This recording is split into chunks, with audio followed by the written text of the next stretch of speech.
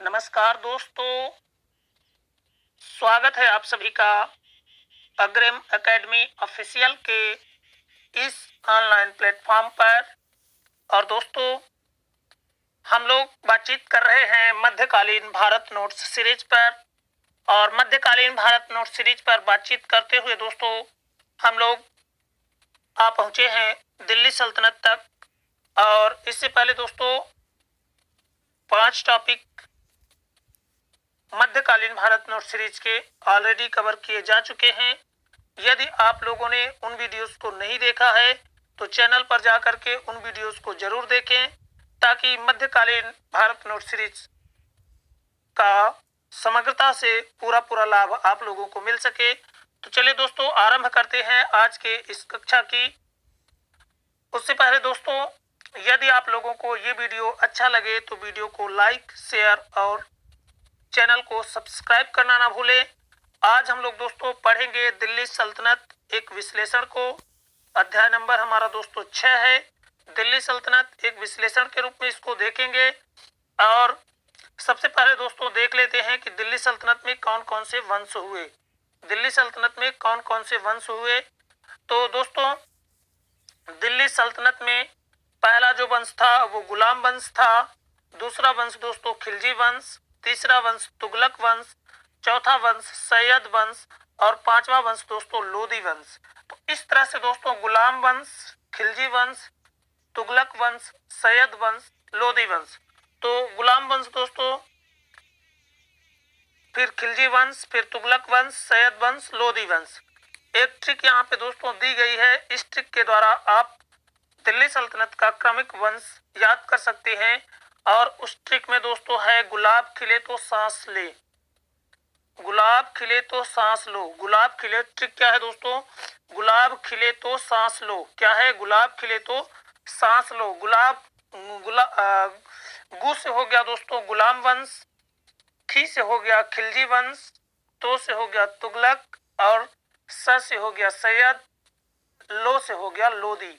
तो गुलाम वंश, खिलजी वंश, तुगलक वंश, सैयद वंश, लोदी वंश। गुलाब खिले तो सांस लो, याद रखेंगे। गुलाब खिले तो सांस लो। गुलाम वंश, खिलजी वंश, तुगलक वंश, सैयद वंश, लोदी वंश।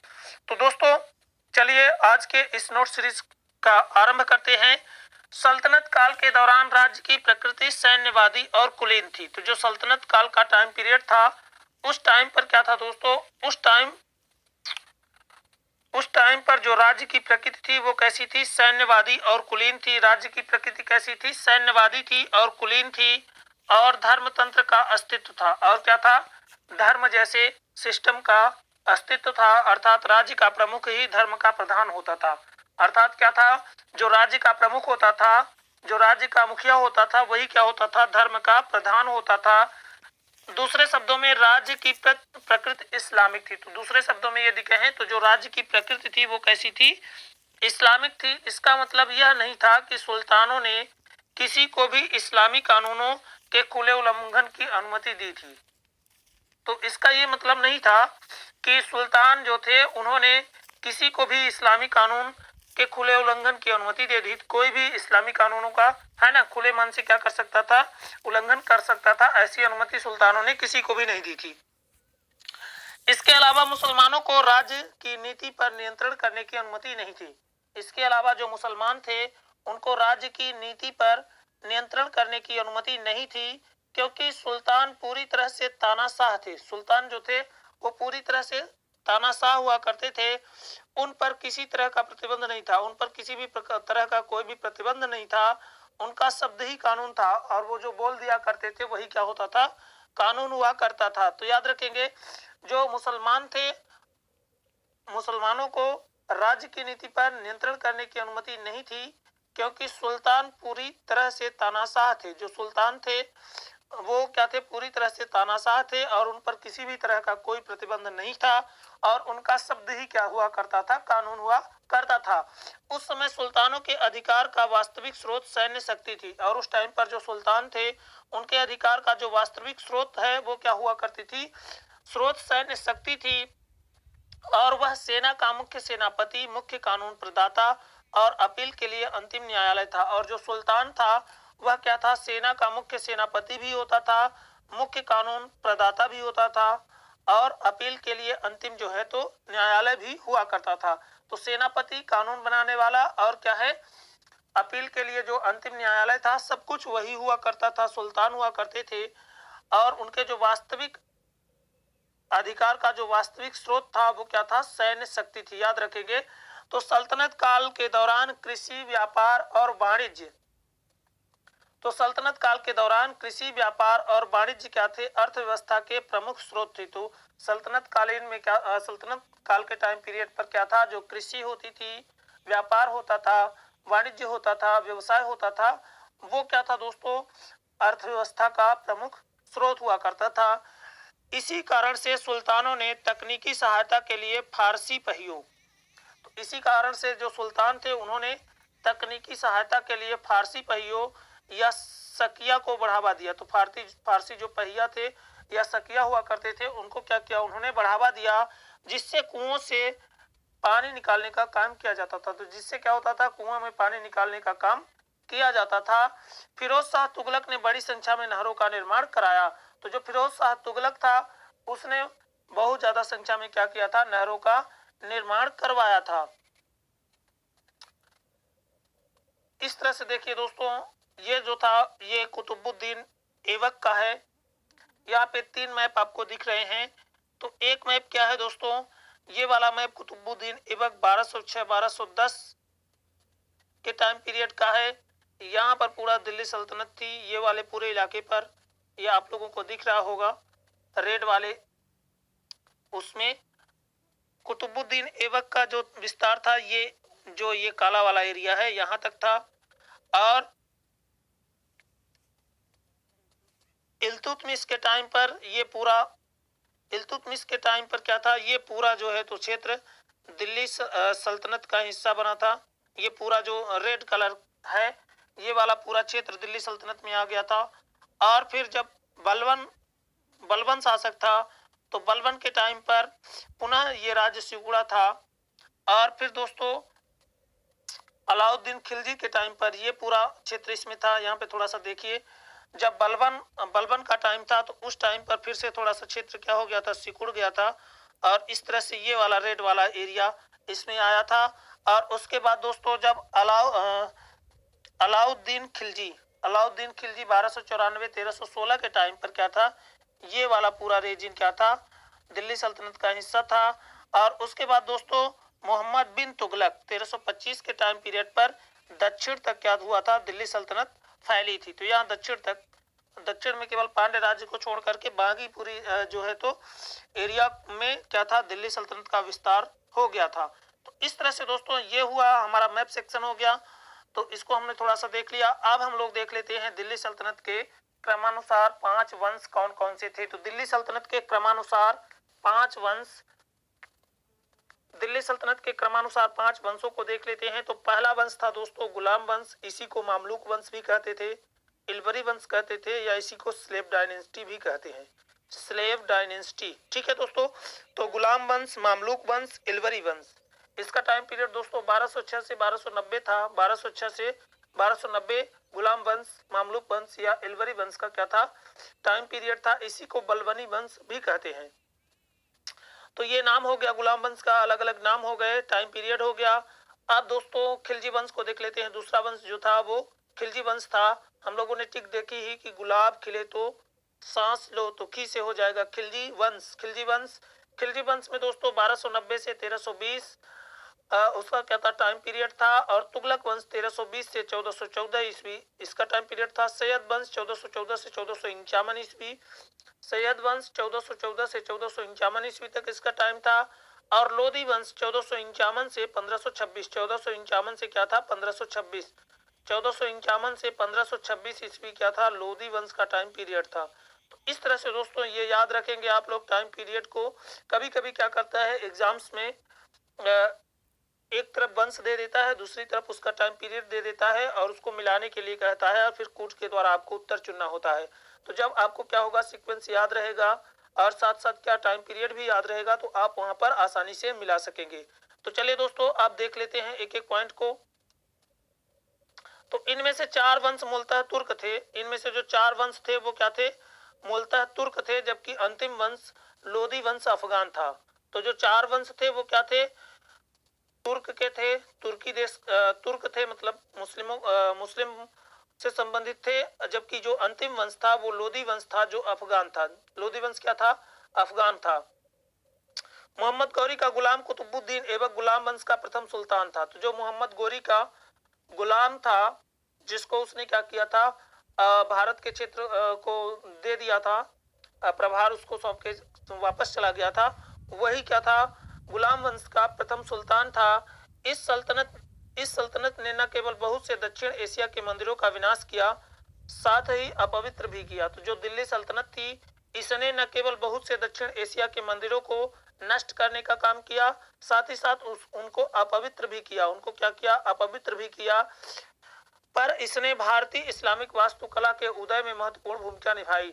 लेकिन जो दिल्ली सल्तनत थी, इसने क्या किया था? भारतीय इस्लामिक वास्तुकला के उदय में क्या किया था? महत्वपूर्ण भूमिका का निर्वहन किया था।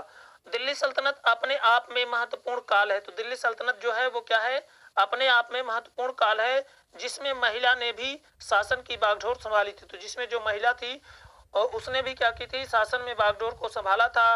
अंत में मुगल सल्तनत द्वारा इस साम्राज्य का अंत हुआ। तो अंत में क्या हुआ? जब मुगल आ गए तो मुगल सल्तनत ने क्या किया? इस जो पूरा दिल्ली साम्राज्य था, दिल्ली सल्तनत थी, इसका क्या कर दिया? अंत कर दिया। आगे देख लेते हैं दोस्तों। आज हम लोग बातचीत करेंगे गुलाम वंश पर। तो गुलाम वंश देखेंगे। गुलाम वंश का टाइम पीरियड दोस्तों, गुलाम वंश का टाइम पीरियड, तो गुलाम वंश का जो टाइम पीरियड था दोस्तों, वो 1206 से 1290 ईस्वी के बीच गुलाम वंश का टाइम पीरियड था। अब इसमें इल्तुतमिश के बाद आराम शाह, इसमें कुतुबुद्दीन ऐबक दोस्तों, कुतुबुद्दीन ऐबक पहला, फिर उसके बाद कुतुबुद्दीन ऐबक के बाद आराम शाह, फिर इल्तुतमिश। इस तरह से दोस्तों ये सभी जो है तो वंश थे। एक एक करके सबको देखते चलते हैं, समझते चलते हैं। तो दोस्तों सबसे पहले गुलाम वंश को इतिहासकारों ने अलग अलग नामों से पुकारा है, और इसका विवरण भी इस प्रकार से है। तो जो इतिहासकार हैं उन्होंने गुलाम वंश को अलग अलग नामों से पुकारा है। तो प्रारंभिक इतिहासकारों ने गुलाम वंश इसको कहा। तो गुलाम वंश प्रारंभिक इतिहासकारों ने कहा इसको। तो प्रारंभिक इतिहासकारों ने इसे गुलाम वंश कहा, क्योंकि इस वंश के कुछ शासक गुलाम रह चुके थे। तो जो गुलाम वंश था, तो इसको जो प्रारंभिक इतिहासकार थे उन्होंने गुलाम वंश कहा। क्यों कहा? क्योंकि इस वंश के कुछ शासक क्या थे? गुलाम रह चुके थे। लेकिन यह नाम सर्वाधिक उपयुक्त नहीं है। लेकिन ये जो गुलाम वंश नाम है, यह एकदम से क्या है? उपयुक्त नहीं है, एकदम सटीक नहीं है। मामलुक वंश, यह नाम भी उपयुक्त नहीं है, क्योंकि मामलुक का अर्थ ऐसे गुलाम या दास से है जिनके माता पिता स्वतंत्र हों, या ऐसे दास जिन्हें सैनिक कार्यों में लगाया जाता था। तो मामलुक का अर्थ है दोस्तों कि मामलुक का जो अर्थ है वो ऐसे गुलाम या दास से होता है जिनके माता पिता क्या होते थे? स्वतंत्र होते थे, या ऐसे दास जिन्हें सैनिक कार्यों में लगाया जाता था, या ऐसे जो गुलाम थे जिनको किस कार्य में लगाया जाता था? सेना के कार्य में, सैनिक कार्य में लगाया जाता था। इलवरी वंश, यह सर्वाधिक उपयुक्त नाम है। तो जो इलवरी वंश है ये क्या है? सर्वाधिक उपयुक्त नाम है। क्यों सर्वाधिक उपयुक्त है? क्योंकि कुतुबुद्दीन ऐबक को छोड़कर इस वंश के सभी शासक इलवरी जाति के थे। तो यदि कुतुबुद्दीन ऐबक को छोड़ दिया जाए तो उसको छोड़ करके जो गुलाम वंश था, या गुलाम वंश, मामलुक वंश या स्लेव डायनेस्टी थी, उसके सभी शासक क्या थे? इलवरी जाति के थे, इलवरी जाति के तुर्क थे। इस कारण से इसको इलवरी वंश कहना सर्वाधिक उपयुक्त होगा। तो गुलाम वंश के शासकों को यदि देखें तो पहला शासक था कुतुबुद्दीन ऐबक, 1206 से 1210 ईस्वी तक इसने शासन किया। कुतुबुद्दीन ऐबक 1206-1210 ईस्वी तक इसने शासन किया। दूसरा शासक आराम शाह हुआ। कुतुबुद्दीन ऐबक का उत्तराधिकारी उसका अनुभवहीन व अयोग्य पुत्र आराम शाह था। तो कुतुबुद्दीन ऐबक का क्या था? उत्तराधिकारी था, और इसको कुछ एक्सपीरियंस नहीं था, अनुभव नहीं था शासन चलाने का, और अयोग्य पुत्र था। नाम इसका आराम शाह था, कुतुबुद्दीन ऐबक का बेटा था, उत्तराधिकारी बना। किंतु इल्तुतमिश ने इसको अपदस्थ करके, लेकिन इल्तुतमिश ने क्या किया? इसको अपदस्थ करके सिंहासन पर अधिकार कर लिया। लेकिन जो इल्तुतमिश था उसने क्या किया? आराम शाह को क्या कर दिया? अपदस्थ कर दिया, और स्वयं को सिंहासन पर बैठा दिया। इस तरह से दोस्तों कुतुबुद्दीन ऐबक और आराम शाह हो गए। अब तीसरा जो क्या था दोस्तों शासक था गुलाम वंश का, वो कौन था? इल्तुतमिश था। इल्तुतमिश 1210-1236 ईस्वी तक इसका क्या था शासन पीरियड था। इसका शासन हुआ दिल्ली सल्तनत पर। इल्तुतमिश का 1210-1236 ईस्वी तक शासन था। रुकनुद्दीन फिरोज फिर चौथा शासक हुआ दोस्तों रुकनुद्दीन फिरोज 1236 ईस्वी। 1236 ईस्वी इल्तुतमिश के बाद उसका पुत्र रुकनुद्दीन फिरोज गद्दी पर बैठा। रुकनुद्दीन फिरोज शाह गद्दी पर बैठा। उसकी माता शाह तुर्कान दासी थी। तो उसकी जो माता थी उसका क्या नाम था? शाह तुर्कान था। और वो क्या थी? दासी थी। मुस्लिम सरदारों ने शाह तुर्कान और रुकनुद्दीन फिरोज की हत्या कर दी। तो जो मुस्लिम क्या थे? सरदार थे, जो मुस्लिम अमीर उस टाइम के हुआ करते थे, जो मुस्लिम सरदार थे, उन्होंने क्या किया था? शाह तुर्कान और रुकनुद्दीन फिरोज दोनों की क्या कर दी? हत्या कर दी। क्योंकि जो उसकी माता थी वो शाह तुर्कान वो क्या थी? दासी थी। और जो है तो जो सुल्तान थे उनको दासी का बेटा क्या हो शासक रहे, ये उनको जो है तो ठीक नहीं लग रहा था। इस कारण से उन्होंने क्या किया? शाह तुर्कान और रुकनुद्दीन फिरोज दोनों की क्या कर दी? हत्या कर दी। अब अगला पांचवा जो शासक हुआ उसमें शासिका रजिया हुई, जो 1236 से 1240 ईस्वी तक क्या किया? शासन किया। मुइजुद्दीन बहराम शाह 1240 से 1242 ईस्वी तक छठवां शासक हुआ। फिर सातवां शासक अलाउद्दीन मसूद शाह 1242 से 1246 हुआ। आठवां शासक नासिरुद्दीन महमूद 1246 से 1266 ईस्वी तक। फिर बलबन 1266 से 1286। और फिर कैकुबाद और कैमूर्स या क्यूमर्स शासक बने क्रमशः 1286 से 1290 ईस्वी तक इनका क्या था? शासन पीरियड था। तो इस तरह से दोस्तों हम लोगों ने देखा कि कुतुबुद्दीन ऐबक 1206-1210 ईस्वी। दूसरा शासक आराम शाह 1210 ईस्वी, केवल 8 महीने शासन किया इसने। फिर तीसरा शासक जो था वो इल्तुतमिश था 1210-1236। उसके बाद दोस्तों रुकनुद्दीन फिरोज शाह शासक बना, लेकिन वो क्या था? दासी का बेटा था। इस कारण से मुस्लिम सरदारों ने उसकी माँ और उसकी दोनों की क्या कर दी? हत्या कर दी। फिर बाद में रजिया क्या हुई दोस्तों? रजिया सुल्तान पहली महिला, दिल्ली सल्तनत की पहली महिला शासिका बनी। और 1236-1240 इसका टाइम पीरियड था। मुइजुद्दीन बहराम शाह 1240-42 ईस्वी तक इसने भी शासन किया। फिर उसके बाद सातवां जो शासक था वो अलाउद्दीन मसूद शाह हुआ। 1240 से 1242 ईस्वी तक इसने शासन किया। फिर दोस्तों नासिरुद्दीन महमूद हुआ 1246-1266। उसके बाद बलबन 1266-1286 ईस्वी तक शासन किया। उसके बाद कैकुबाद और कैमोर्स या क्यूमर्स का टाइम पीरियड 1286 से 1290 4 सालों का था। तो इस तरह से दोस्तों ये तो हो गया टाइमलाइन गुलाम वंश के शासकों की। अब हम लोग दोस्तों एक एक करके गुलाम वंश के शासकों को संक्षिप्त रूप से देखेंगे, जो अक्सर प्रश्न के रूप में आईएएस और पीसीएस में पूछे जाते हैं। तो हमने राजनीति इस जो है तो पीडीएफ में दोस्तों राजनीतिक पक्ष से अधिक सामाजिक, आर्थिक और सांस्कृतिक पक्ष के सभी पहलुओं को नोट्स में कवर किया गया है। तो यहीं से क्या होता है दोस्तों, ज्यादातर क्वेश्चंस बनते हैं। तो इसलिए ध्यान में रखेंगे कि जो दिल्ली सल्तनत का सामाजिक, आर्थिक और सांस्कृतिक पक्ष है वो क्या है, इस नोट्स में बढ़िया से कवर किया गया है। हालांकि राजनीतिक पक्ष को भी इसमें कवर किया गया है, लेकिन राजनीतिक पक्ष से उतने क्वेश्चंस नहीं बनते हैं, इसलिए वहां पर थोड़ा फैक्ट कम हो सकते हैं। तो दोस्तों चलिए देखते हैं कुतुबुद्दीन ऐबक को, जो कि दिल्ली सल्तनत का पहला सुल्तान था। तो कुतुबुद्दीन ऐबक 1206-1210 ईस्वी तक क्या था? दिल्ली सल्तनत का सुल्तान था। भारत में तुर्की राज दिल्ली सल्तनत मुस्लिम राज्य की स्थापना करने वाला शासक ऐबक ही था। तो जो भारत में तुर्की राज्य, दिल्ली सल्तनत और मुस्लिम राज्य की स्थापना करने वाला शासक कौन था? ऐबक था। मोहम्मद गौरी ने ऐबक को अमीर आखूर अस्तबलों का प्रधान, तो मोहम्मद गौरी ने क्या किया था? जो ऐबक था इसको अमीर ए आखूर अस्तबलों का प्रधान के पद पर नियुक्त किया था। 1192 ईस्वी में तराइन के युद्ध में ऐबक ने गौरी की सहायता की थी। और ऐबक ने ही क्या किया था? तराइन के द्वितीय युद्ध 1192 ईस्वी में गौरी की सहायता की थी।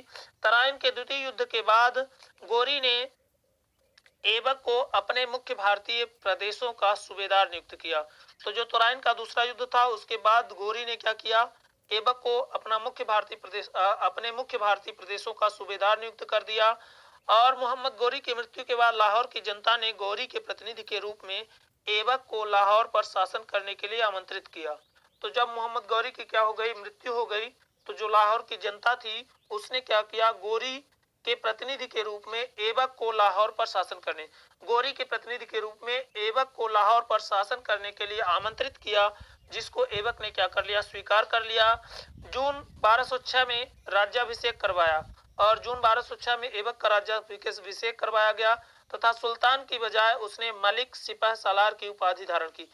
तो याद रखेंगे, इसने सुल्तान की उपाधि नहीं धारण की, इसने मलिक या सिपह सालार की उपाधि धारण की, सुल्तान की उपाधि इसने धारण नहीं की। इसने अपने नाम के सिक्के भी नहीं चलवाए और जो कुतुबुद्दीन ऐबक था इसने अपने नाम के सिक्के भी नहीं चलाए एवं न ही अपने नाम का खुतबा पढ़वाया और न ही क्या किया, अपने नाम का खुतबा पढ़वाया।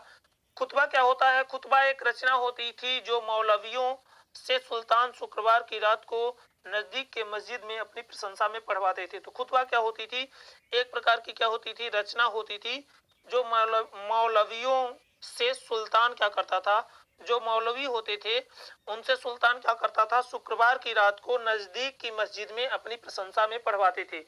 तो जो नजदीक की क्या होती थी, मस्जिद हुआ करती थी, वहां पर क्या करते थे, सुल्तान अपनी प्रशंसा में खुतबा पढ़वाया करते थे। कब पढ़वाते थे, शुक्रवार को, शुक्रवार की रात को। तो खुतबा शासक की संप्रभुता का सूचक होता था। तो खुतबा जो था उस टाइम पर जो शासक होता था उसकी संप्रभुता का क्या होता था, सूचक होता था। तो इसने क्या किया, मलिक सिपह सालार की उपाधि धारण की, सुल्तान की उपाधि धारण नहीं की, खुतबा नहीं पढ़वाया, अपने नाम का खुतबा पढ़वाया, अपने नाम का इसने खुतबा नहीं पढ़वाया और साथ साथ सिक्के भी नहीं चलाए। ठीक है दोस्तों, आगे देख लेते हैं। ऐबक ने प्रारंभ में इंद्रप्रस्थ, ऐबक ने क्या किया था, शुरू में तो इंद्रप्रस्थ दिल्ली के पास को सैनिक मुख्यालय बनाया। तो इंद्रप्रस्थ को क्या किया था, सैनिक मुख्यालय बनाया था जो कि दिल्ली के पास है।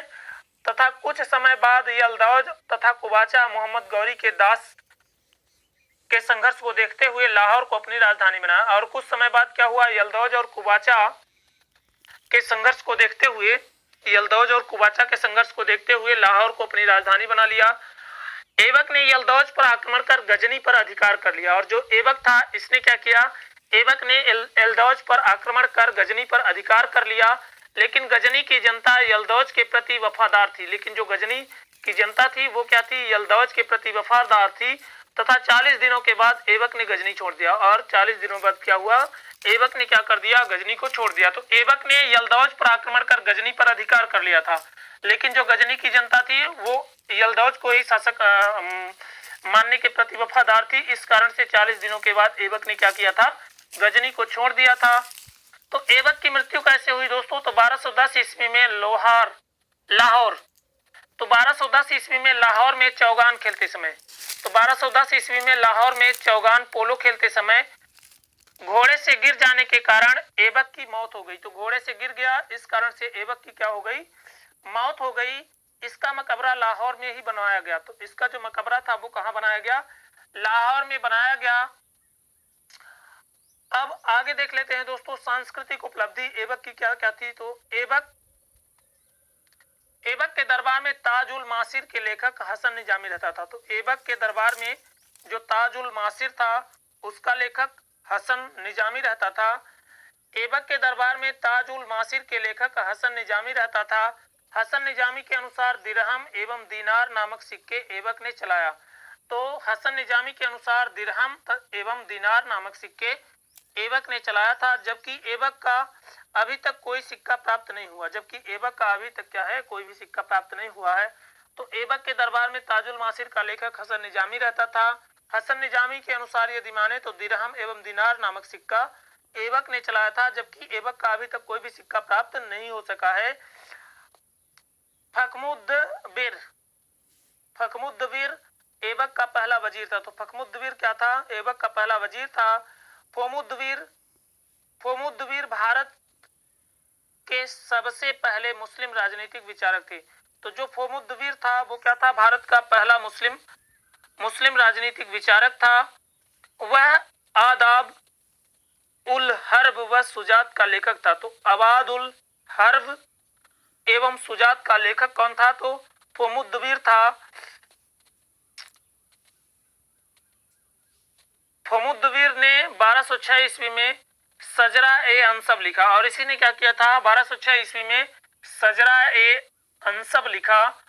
अदाब उल हर्ब, अदाब उल मुलुक व किफायतुल मुल्क का एक हिस्सा है जो उसने इल्तुतमिश के काल में लिखा था। तो इसने इल्तुतमिश के टाइम पर भी क्या किया था, आदाबुल मुल्क व किफायतुल मुल्क का एक हिस्सा इसने इल्तुतमिश के टाइम पे लिखा था। अजमेर में संस्कृत विद्यालय के स्थान पर 2.5 दिन का झोपड़ा नामक मस्जिद का निर्माण करवाया। तो अजमेर में इसने संस्कृत विद्यालय जो था उसके स्थान पर क्या कराया था, 2.5 दिन का झोपड़ा का निर्माण कराया था, तथा सूफी संत कुतुबुद्दीन बख्तियार काकी की याद में कुतुबुद्दीन बख्तियार काकी की याद में कुतुब मीनार का निर्माण कार्य प्रारंभ करवाया था, जिसको इल्तुतमिश ने पूरा करवाया। तो याद रखेंगे, अजमेर में ऐबक द्वारा संस्कृत विद्यालय के स्थान पर 2.5 दिन का झोपड़ा का निर्माण करवाया गया, तथा सूफी संत कुतुबुद्दीन बख्तियार काकी की याद में कुतुब मीनार का निर्माण कार्य प्रारंभ कराया, जिसको बाद में इल्तुतमिश ने पूरा करवाया। आगे देख लेते हैं दोस्तों, निष्कर्ष के रूप में यदि देखें तो फरिश्ता के अनुसार, फरिश्ता क्या है, इतिहासकार हैं, इनके अनुसार यदि व्यक्ति किसी की दानशीलता की प्रशंसा करते थे तो उसे अपने युग का ऐबक पुकारते थे। तो इस टाइम पर यदि लोग क्या करते थे, किसी की दानशीलता की प्रशंसा करते थे तो उसे अपने युग का ऐबक पुकारते थे। तो अपने युग का उसको क्या नाम, किस नाम से पुकारते थे, अपने युग का ऐबक नाम से पुकारते थे।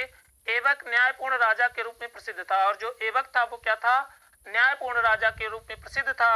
मिनहाजुस सिराज ने ऐबक को एक वीर एवं उदार बताया है। तो मिनहाजुस सिराज जो इतिहासकार हैं उन्होंने क्या बताया है, उन्होंने बताया है, मिनहाजुस सिराज जो लेखक है उन्होंने बताया है कि ऐबक एक वीर एवं उदार क्या था, शासक था। ऐबक अपनी उदारता के लिए प्रसिद्ध था, जिसके कारण उसने स्वयं ही लाख बख्श, उसने क्या किया था, स्वयं ही लाख बख्श काफी लोगों को रिहा किया तथा गरीब लोगों में लाखों का दान किया नामक उपाधि धारण की। तो लाख बख्श की उपाधि से कुतुबुद्दीन ऐबक को जाना जाता है। क्यों जाना जाता है, क्योंकि काफी लोगों को उसने क्या किया था, रिहा किया था कैद से, और गरीब लोगों में क्या किया था, लाखों का दान बंटवाया था। तो लाख बख्श नामक उपाधि से कुतुबुद्दीन ऐबक को क्या किया, ऐबक ने स्वयं को लाख बख्श की उपाधि दी थी। और ऐसी उपाधि उसको क्यों मिली थी, क्योंकि उसने वह क्या था, वीर भी था, साथ साथ उदार था, और लाखों का गरीबों में दान भी करता था। तो इस कारण से उसको लाख बख्श की उपाधि से नवाजा गया। इसके शासनकाल के बारे में एक मत प्रसिद्ध है कि बकरी व शेर एक ही घाट में पानी पीते थे। तो कुतुबुद्दीन ऐबक के टाइम पर क्या था, बकरी और शेर क्या थे, एक ही घाट पर पानी पीते थे। मतलब किसी प्रकार का जो है तो किसी को भी किसी प्रकार का कोई जो है तो संकट नहीं होता था इसके काल में, चाहे वो क्या हो, कमजोर हो या कि मजबूत हो, सभी क्या थे, उसके जो है तो दृष्टि में बराबर थे। ऐबक के बाद क्या हुआ, ऐबक का उत्तराधिकारी उसका अनुभवहीन व अयोग्य पुत्र आराम शाह था। ऐबक का जो उत्तराधिकारी था वो कौन था, उसका अनुभवहीन पुत्र आराम शाह था, जो योग्य नहीं था। किंतु इल्तुतमिश ने इसको अपदस्थ करके सिंहासन पर अधिकार कर लिया। लेकिन जो इल्तुतमिश था इसने क्या किया, इसको अपदस्थ करके सिंहासन पर अधिकार कर लिया। अब आराम शाह का विवाद क्या था, तो कुछ इतिहासकार कहते हैं कि आराम शाह ऐबक का पुत्र था, तो कुछ इतिहासकार मानते हैं कि आराम शाह ऐबक का पुत्र था। वही मिनहाज के अनुसार ऐबक की केवल 3 पुत्रियां थी। ऐबक की क्या थी, केवल 3 पुत्रियां थी, पुत्र नहीं थे। तो जो आराम शाह है, तो कुछ इतिहासकार तो मानते हैं कि आराम शाह ऐबक का पुत्र था, लेकिन मिनहाजुस सिराज के अनुसार यदि माने तो ऐबक की केवल 3 पुत्रियां थी, पुत्र नहीं थे। अबुल फजल के अनुसार आराम शाह ऐबक का भाई था। और यदि अबुल फजल की माने तो ऐबक कौन था? आराम शाह का भाई था। आराम शाह का शासन काल 8 माह का रहा और आराम शाह का जो शासन पीरियड था वो कितने टाइम का था? केवल 8 माह का था, 8 मंथ का था। इल्तुतमिश ने आराम शाह को हरा दिया और इल्तुतमिश ने क्या किया? आराम शाह को हरा दिया। आराम शाह को लाहौर के सरदारों का समर्थन प्राप्त था। तो जो आराम शाह था उसको कहाँ के सरदारों का समर्थन प्राप्त था? तो लाहौर के सरदारों का समर्थन प्राप्त था। वहीं इल्तुतमिश को दिल्ली के सरदारों, और जो इल्तुतमिश था उसको दिल्ली के सुल्तानों का, दिल्ली के सरदारों का समर्थन प्राप्त था। तो दोस्तों अभी तक हमने देखा इल्तुतमिश और आराम शाह को। अब हम लोग बातचीत करेंगे कुतुबुद्दीन ऐबक, आराम शाह पर हमने बातचीत कर ली। अब हम लोग बातचीत करेंगे इल्तुतमिश पर, जिसका टाइम पीरियड 1210 ईस्वी से 1236 ईस्वी तक था। तो याद रखेंगे इल्तुतमिश का टाइम पीरियड 1210 से 1236 ईस्वी था और इल्तुतमिश ने आराम शाह जो कि कुतुबुद्दीन ऐबक का क्या था? उत्तराधिकारी था, उसको हरा करके शासक बना था। तो इल्तुतमिश 1210-1236 ईस्वी मालिक शमसुद्दीन इल्तुतमिश ऐबक का दामाद था। ये कौन था? ऐबक का दामाद था, न कि उसका वंशज था। उसका वंशज नहीं था, उसका दामाद था। ऐबक का क्या था? दामाद था, वंशज नहीं था। और इल्तुतमिश का शाब्दिक अर्थ होता है राज्य का रक्षक। तो इल्तुतमिश का जो शाब्दिक अर्थ है वो क्या है? राज्य का रक्षक, स्वामी होता है। और उसी का समानार्थक शब्द होता है आलमगीर या जहांगीर, जिसको विश्व विजेता भी जिसका अर्थ होता है। तो आलमगीर या शाहजहां, विश्व विजेता भी इसका अर्थ होता है। तो इस तरह से मलिक जो शमसुद्दीन इल्तुतमिश था वो ऐबक का दामाद था और उसका वंशज नहीं था। इल्तुतमिश का जो शाब्दिक अर्थ है वो राज्य का रक्षक है, राज्य का रक्षक या स्वामी होता है। और जो उसका समानार्थी शब्द है वो आलमगीर, जहांगीर या विश्व विजेता भी होता है। ऐबक के मृत्यु के समय इल्तुतमिश बदायूं यूपी का इक्तेदार था। तो जब ऐबक की क्या हुई दोस्तों? मृत्यु हुई, उस टाइम पर इल्तुतमिश बदायूं यूपी का क्या था? इक्तेदार था। ऐबक की मृत्यु के बाद कुछ इतिहासकारों के अनुसार आराम शाह लाहौर में नया शासक बना। तो ऐबक की जब मृत्यु हो गई थी तो कुछ इतिहासकार बताते हैं कि आराम शाह लाहौर में नया शासक बना, लेकिन दिल्ली में तुर्की अमीरों ने इल्तुतमिश को नया सुल्तान घोषित किया। लेकिन जो दिल्ली वाला इलाका था उस इलाके में जो तुर्की अमीर थे उन्होंने क्या किया था? इल्तुतमिश को नया सुल्तान घोषित किया। इल्तुतमिश दिल्ली सल्तनत का वास्तविक संस्थापक तथा प्रथम वैधानिक सुल्तान था। और जो इल्तुतमिश था ये क्या था दोस्तों? दिल्ली सल्तनत का वास्तविक संस्थापक तथा प्रथम वैधानिक सुल्तान था, जिसको मान्यता प्राप्त थी। वो क्या था? पहला जो है तो मान्यता प्राप्त दिल्ली सल्तनत का सुल्तान कौन था? तो ये इल्तुतमिश था। इसने 1229 ईस्वी में बगदाद के खलीफा अल मुंतसिर बिल्लाह से सुल्तान की उपाधि व खिलत इजाज़त प्राप्त की। तो खिलत क्या थी? एक प्रकार की इजाज़त थी जिसको उसने प्राप्त किया था बगदाद के खलीफा अल मुंतसिर बिल्लाह से। तो इस तरह से इल्तुतमिश ने अपने नाम का खुतबा पढ़वाया तथा मानक सिक्के टंका को चलाया। तो इल्तुतमिश ने क्या किया था? अपने नाम का खुतबा पढ़वाया और मानक सिक्के टंका को चलाया। और जो मानक सिक्का टंका होता था उसको चलाया। अब टंका चांदी का होता था। अब टंका क्या होता था? टंका चांदी का सिक्का होता था और एक टंका बराबर 48 जीतल होता था। 48 जीतल के बराबर एक टंका होता था। यह पहला मुस्लिम शासक था जिसने सिक्कों पर टकसाल का नाम अंकित करवाया। तो इल्तुतमिश क्या था? पहला मुस्लिम शासक था जिसने क्या किया था? सिक्कों पर टकसाल का नाम अंकित करवाया था। शहरों में इल्तुतमिश ने न्याय के लिए काजी, शहरों में जो इल्तुतमिश था उसने क्या किया था? न्याय के लिए काजी, अमीर दाद जैसे अधिकारी नियुक्त किए थे। तो काजी और अमीर दाद जैसे अधिकारी किसके द्वारा नियुक्त किए गए थे? तो इल्तुतमिश के द्वारा नियुक्त किए गए थे। कहाँ नियुक्त किए जाते थे? तो शहरों में नियुक्त किए जाते थे। तो शहरों में इल्तुतमिश ने न्याय के लिए काजी, अमीर दाद जैसे अधिकारी नियुक्त किए। इल्तुतमिश ने अपने 40 तुर्की सरदारों को मिलाकर, तो इल्तुतमिश ने क्या किया था? अपने 40 तुर्की सरदारों को मिलाकर के तुर्कान-ए-चहलगामी नामक प्रशासनिक संस्था की स्थापना की। तो तुर्काने चहलगामी नामक प्रशासनिक संस्था की स्थापना किसने की? तो ये इल्तुतमिश ने की और इसने अपने 40 तुर्की सरदारों को मिला करके इस प्रशासनिक संस्था की स्थापना की थी। अब इक्ता प्रणाली की संस्थापक कौन था? तो इक्ता प्रणाली इल्तुतमिश ने प्रशासन में इक्ता प्रणाली को भी स्थापित किया। तो इल्तुतमिश ने क्या किया? प्रशासन में इक्ता प्रणाली को भी स्थापित किया। भारत में इक्ता प्रणाली का संस्थापक इल्तुतमिश ही था। तो भारत में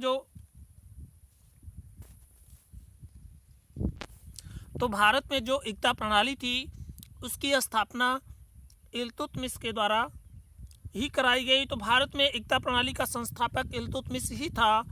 इसने 2 आब गंगा यमुना क्षेत्र में हिंदू जमींदारों की शक्ति को तोड़ने के लिए शमसी तुर्की उच्च वर्ग सरदारों को ग्रामीण क्षेत्र में इक्ताए जागीर को बांटा। तो इसने क्या किया था? इल्तुतमिश ने 2 आब गंगा यमुना वाले क्षेत्र में हिंदू जमींदारों की शक्ति को कम करने के लिए तोड़ने के लिए शमसी तुर्की उच्च वर्ग के सरदारों को ग्रामीण क्षेत्र में इक्ताए जागीर को बांट दिया। आगे देख लेते हैं दोस्तों, राजपूतों से इनका संघर्ष कैसे हुआ। तो इल्तुतमिश के समय दिल्ली व आसपास के क्षेत्र में राजपूत शासकों ने संघर्ष शुरू कर दिया था।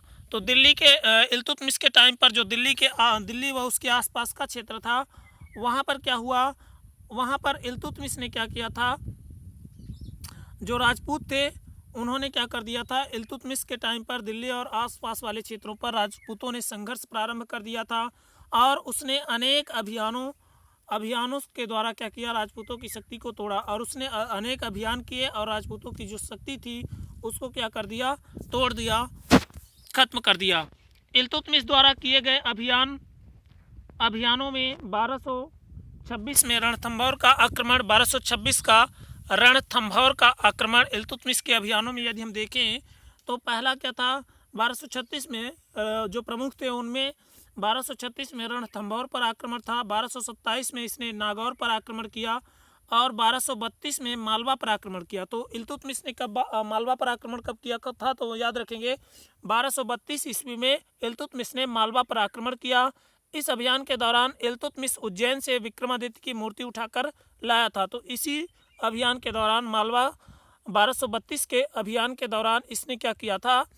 इल्तुतमिश ने उज्जैन से विक्रमादित्य की मूर्ति उठा करके लाया था और 1235 और दोस्तों 1235 में ग्वालियर का अभियान। इस अभियान के दौरान इल्तुतमिश ने अपने पुत्रों की बजाय अपनी पुत्री रजिया को उत्तराधिकारी घोषित किया। तो जो ग्वालियर का अभियान था उसी अभियान के समय इल्तुतमिश ने अपने पुत्रों की बजाय जो उसकी पुत्री थी रजिया उसको अपना उत्तराधिकारी घोषित किया और 1236 में बामियान अफगानिस्तान पर आक्रमण के दौरान इल्तुतमिश अफगानिस्तान पर आक्रमण क्या था? इल्तुतमिश का अंतिम अभियान था। तो जो अफगानिस्तान पर 1236 बामियान प्रांत पर जब उसने आक्रमण किया था वही उसका क्या था? अंतिम अभियान था। तो बंगाल की स्थिति यदि देखें तो इल्तुतमिश के समय बंगाल के अधिकारी इवाज खां, जो बंगाल का अधिकारी था वो कौन था? इवाज खान था। उसने क्या किया था? गयासुद्दीन के नाम से स्वतंत्रता धारण कर ली थी। तो उसने क्या किया था? गयासुद्दीन के नाम से स्वतंत्रता धारण कर ली। दिल्ली व बंगाल के बीच दूरी अधिक थी और जो दिल्ली और बंगाल का क्या था? डिस्टेंस था वो ज़्यादा था, जिस कारण इल्तुतमिश को बंगाल संभालने में कई दिक्कतों का सामना करना पड़ा। तो जिस कारण से जो इल्तुतमिश था इसको बंगाल संभालने के लिए बहुत ज़्यादा कठिनाइयों का सामना करना पड़ा, क्योंकि जैसे ही इल्तुतमिश दिल्ली जाता पीछे से विद्रोह खड़े हो उठते थे। तो जब क्या होता था? दिल्ली जाने लगता था इल्तुतमिश, तो जो यहाँ का बंगाल वाला इलाका था वहाँ पर क्या होते थे? विद्रोह होने लगते थे। तो इल्तुतमिश ने अपने पुत्र नासिरुद्दीन मोहम्मद के नेतृत्व में 1229 ईस्वी में बंगाल को फिर से जीता और इल्तुतमिश ने क्या किया? अपने पुत्र नासिरुद्दीन मोहम्मद के नेतृत्व में 1229 ईस्वी में बंगाल को पुनः जीता और नासिरुद्दीन की मृत्यु होने के कारण बल्का खिलजी नामक अधिकारी ने बंगाल में फिर से आक्रमण किया। तो जो बल्का खिलजी नामक अधिकारी था उसने बंगाल पर फिर से आक्रमण किया और अंततः 1230 ईस्वी में बंगाल को इल्तुतमिश जीत पाया। तो 1230 ईस्वी में बंगाल को इल्तुतमिश के द्वारा जीता गया। अंततः जो है तो इस तरह से दोस्तों ये हो गया बंगाल की समस्या। अब इसके बाद दोस्तों मंगोलों की क्या समस्या थी उसको भी थोड़ा सा देख लेते हैं। तो 1221 ईस्वी में मंगोल शासक तमेचिन, मंगोल का जो शासक तमेचिन था जिसको चंगेज खां के नाम से जाना जाता था। तो 1221 ईस्वी में मंगोल शासक तमेचिन चंगेज खां ने ख्वारिज्म पश्चिमी एशिया पर आक्रमण कर उसको नष्ट कर दिया और ख्वारिज्म के राजकुमार जलालुद्दीन मांगबरनी का पीछा करते हुए क्या हुआ 1224 ईस्वी में सिंधु नदी तक आ पहुंचा। तो 1224 ईस्वी में क्या हुआ, सिंधु नदी तक आ पहुंचा। जलालुद्दीन द्वारा इल्तुतमिश से संरक्षण मांगने पर इल्तुतमिश ने मना कर दिया।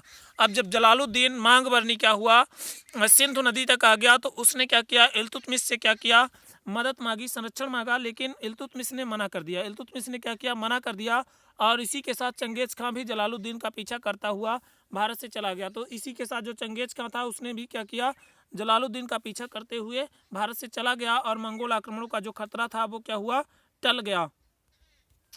अब दिल्ली को राजधानी बनाया। इल्तुतमिश प्रथम मुस्लिम शासक था जिसने दिल्ली को क्या किया, राजधानी बनाया। तो इल्तुतमिश क्या था, पहला मुस्लिम शासक था जिसने क्या किया था, दिल्ली को राजधानी बनाया था। अब इल्तुतमिश के कुछ शत्रु थे उनको भी देख लेते हैं। तो इल्तुतमिश के समय अनेक इक़्तिदारों ने विरोध कर दिल्ली को घेर लिया। तो इल्तुतमिश के टाइम पर क्या था, अनेक इक़्तिदारों ने क्या किया था, दिल्ली को घेर करके इक़्तिदारों ने उसका विरोध किया और दिल्ली को घेर लिया।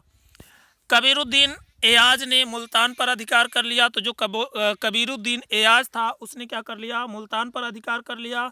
मलिक मोहम्मद सलारी ने बदायूं पर अधिकार कर लिया। जो मलिक मोहम्मद सलारी था उसने क्या कर लिया, बदायूं पर अधिकार कर लिया। मलिक सैफुद्दीन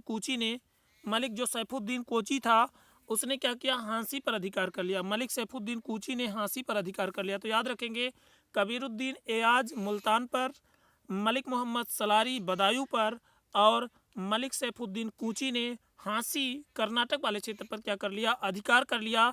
इनके विद्रोहों को दबाने के लिए रुकनुद्दीन दिल्ली से बाहर गया। तो इनके विद्रोहों को दबाने के लिए दिल्ली से बाहर कौन गया, रुकनुद्दीन दिल्ली से बाहर गया। उसकी अनुपस्थिति का फायदा उठाते हुए रजिया ने दिल्ली की जनता के समर्थन से और शाह तुर्कान रुकनुद्दीन की मां व रुकनुद्दीन की हत्या करवाकर स्वयं शासिका बन गई। तो उसने शाह तुर्कान रुकनुद्दीन की मां का समर्थन प्राप्त किया और रुकनुद्दीन की हत्या करवा करके स्वयं क्या बन गई, शासिका बन गई। इल्तुतमिश के समय भी यल्दौज व कुबाचा के साथ टकराहट बनी रही और इल्तुतमिश के समय में क्या हुआ, यल्दौज एवं कुबाचा के साथ टकराहट बनी रही। 1215 ईस्वी में इल्तुतमिश ने तराइन के तीसरे युद्ध में यल्दौज कुबाचा को पराजित कर सिंधु नदी में डुबोकर मार डाला।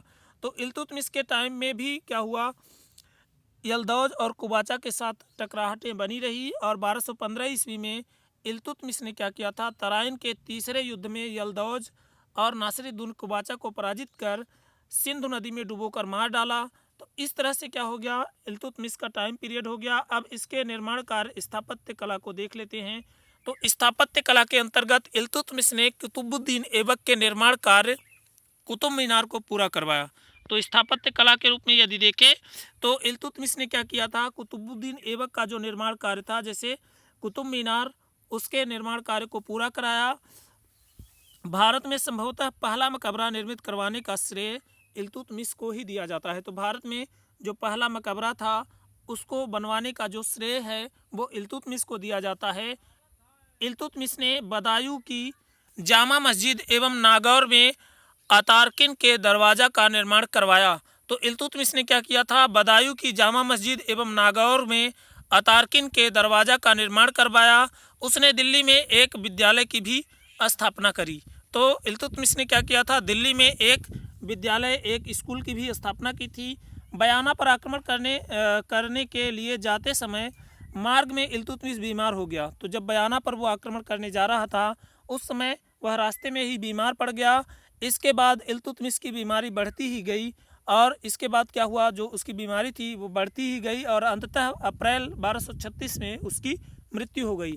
और अप्रैल 1236 में क्या हुआ, इल्तुतमिश की मृत्यु हो गई। इल्तुतमिश प्रथम सुल्तान था जिसने दोआब के आर्थिक महत्व को समझा। तो इल्तुतमिश क्या था, पहला सुल्तान था जिसने दोआब के आर्थिक महत्व को समझा था और उसमें सुधार किया था। तो दोआब के आर्थिक क्षेत्र के महत्व को समझने वाला पहला मुस्लिम शासक कौन था? तो वो इल्तुतमिश था। पहला दिल्ली सल्तनत का शासक जो था वो इल्तुतमिश था और उसने क्या किया था? वहाँ पर सुधार भी किया था। इल्तुतमिश का मकबरा दिल्ली में स्थित है और जो इल्तुतमिश का मकबरा है वो कहाँ है? दिल्ली में स्थित है और एक कच्ची मकबरा है। और यह जो मकबरा है इल्तुतमिश का, ये क्या है? एक कच्ची मकबरा है, इसमें केवल एक कच्छ है। इल्तुतमिश के उत्तराधिकारियों को यदि देखें तो रजिया जो सुल्तान की पुत्री थी, इल्तुतमिश की क्या थी? पुत्री थी।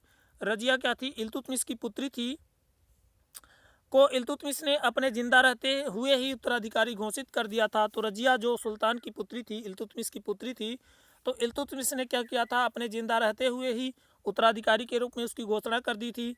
तो क्योंकि सुल्तान का बड़ा पुत्र नासिरुद्दीन महमूद प्रतिनिधि के रूप में बंगाल में शासन कर रहा था। अब ऐसा क्यों किया था उसने? क्योंकि जो उसका बड़ा बेटा था नासिरुद्दीन महमूद, वो क्या था? प्रतिनिधि के रूप में बंगाल में शासन कर रहा था। तो यहाँ पर रहते हुए 1229 ईस्वी में नासिरुद्दीन की मृत्यु हो गई और 1229 ईस्वी में नासिरुद्दीन की क्या हो गई थी? मृत्यु हो गई तथा अन्य पुत्र अयोग्य थे। और जो उसके अन्य पुत्र थे वो क्या थे? अयोग्य थे, उतने जो है तो योग्य नहीं थे, जिसके कारण रजिया को उत्तराधिकारी घोषित किया गया। तो जिस कारण से रजिया जो थी उसको उत्तराधिकारी घोषित कर दिया गया। रजिया भारत की पहली मुस्लिम शासिका थी। तो भारत की पहली मुस्लिम शासिका, यदि आपसे पूछा जाए परीक्षा में कि भारत की पहली महिला मुस्लिम शासिका कौन थी, तो याद रखेंगे रजिया। तो रजिया क्या थी? भारत की पहली मुस्लिम शासिका थी। तो पहली मुस्लिम शासिका कौन थी? तो रजिया थी। इल्तुतमिश के यदि प्रशासनिक सुधारों को देखें तो इल्तुतमिश प्रथम तुर्क शासक था। इल्तुतमिश क्या था? पहला तुर्क शासक था। इल्तुतमिश क्या था? पहला तुर्क शासक था जिसने दिल्ली के निकट दोआब के आर्थिक महत्व को समझा और वहां पर 2000 इक्ताओं का गठन कर 2000 तुर्क सैनिकों की नियुक्ति की। तो इल्तुतमिश पहला तुर्क शासक था जिसने दिल्ली के निकट जो गंगा यमुना का दोआब था उसके आर्थिक महत्व को वो समझ पाया और वहां पर 2000 इक्तेदारों का गठन किया और 2000 तुर्क सैनिकों की भी नियुक्ति की। सल्तनतकालीन प्रशासकीय संरचनाओं की नींव डालने का श्रेय इल्तुतमिश को जाता है। तो जो सल्तनतकालीन प्रशासकीय संरचनाएं हैं उनकी नींव डालने का श्रेय इल्तुतमिश को जाता है। फारसी राजतंत्री परंपराओं को ग्रहण कर उनको भारतीय वातावरण में समन्वित करने वाला वह पहला सुल्तान था। तो जो क्या था? फारसी राजतंत्रीय परंपराओं को ग्रहण करके क्या किया? भारतीय वातावरण में समन्वित करने वाला पहला सुल्तान कौन था? इल्तुतमिश था। इल्तुतमिश द्वारा रजिया को अपना उत्तराधिकारी चुनना यह ईरानी परंपरा ही है जहां पिता के बाद पुत्री को सिंहासनारोहण के उदाहरण प्राप्त होते हैं। तो ईरान के बाद जो है तो ये पहला जो है तो पहली जो है तो स्थिति थी जबकि पिता के बाद पुत्री को सिंहासनारोहण के उदाहरण के रूप में देखा गया है। इल्तुतमिश ने अपने सभी पुत्रों एवं पुत्रियों को राजपथ हेतु प्रशिक्षित किया क्योंकि उसका मानना था कि राजा का पद कर्तव्य एवं उत्तरदायित्व का ऐसा पद है जिसे केवल योग्य व्यक्ति को ही सौंपना चाहिए। तो इल्तुतमिश ने क्या किया था? इल्तुतमिश ने अपने सभी पुत्रों एवं पुत्रियों को राजपद हेतु प्रशिक्षित किया था कि राजा का पद प्राप्त करने के लिए क्या क्या जो है तो योग्यता होनी चाहिए। तो क्यों ऐसा उसने क्यों किया था? क्योंकि वह मानता था कि राजा का पद कर्तव्य एवं उत्तरदायित्व एक ऐसा पद है जिसे केवल योग्य व्यक्ति को ही है ना धारण करना चाहिए, योग्य व्यक्ति ही को ही सौंपना चाहिए। इस कारण से उसने क्या किया था? अपने पुत्रों और पुत्रियों को राजपथ हेतु क्या किया था? ट्रेनिंग प्रदान किया था।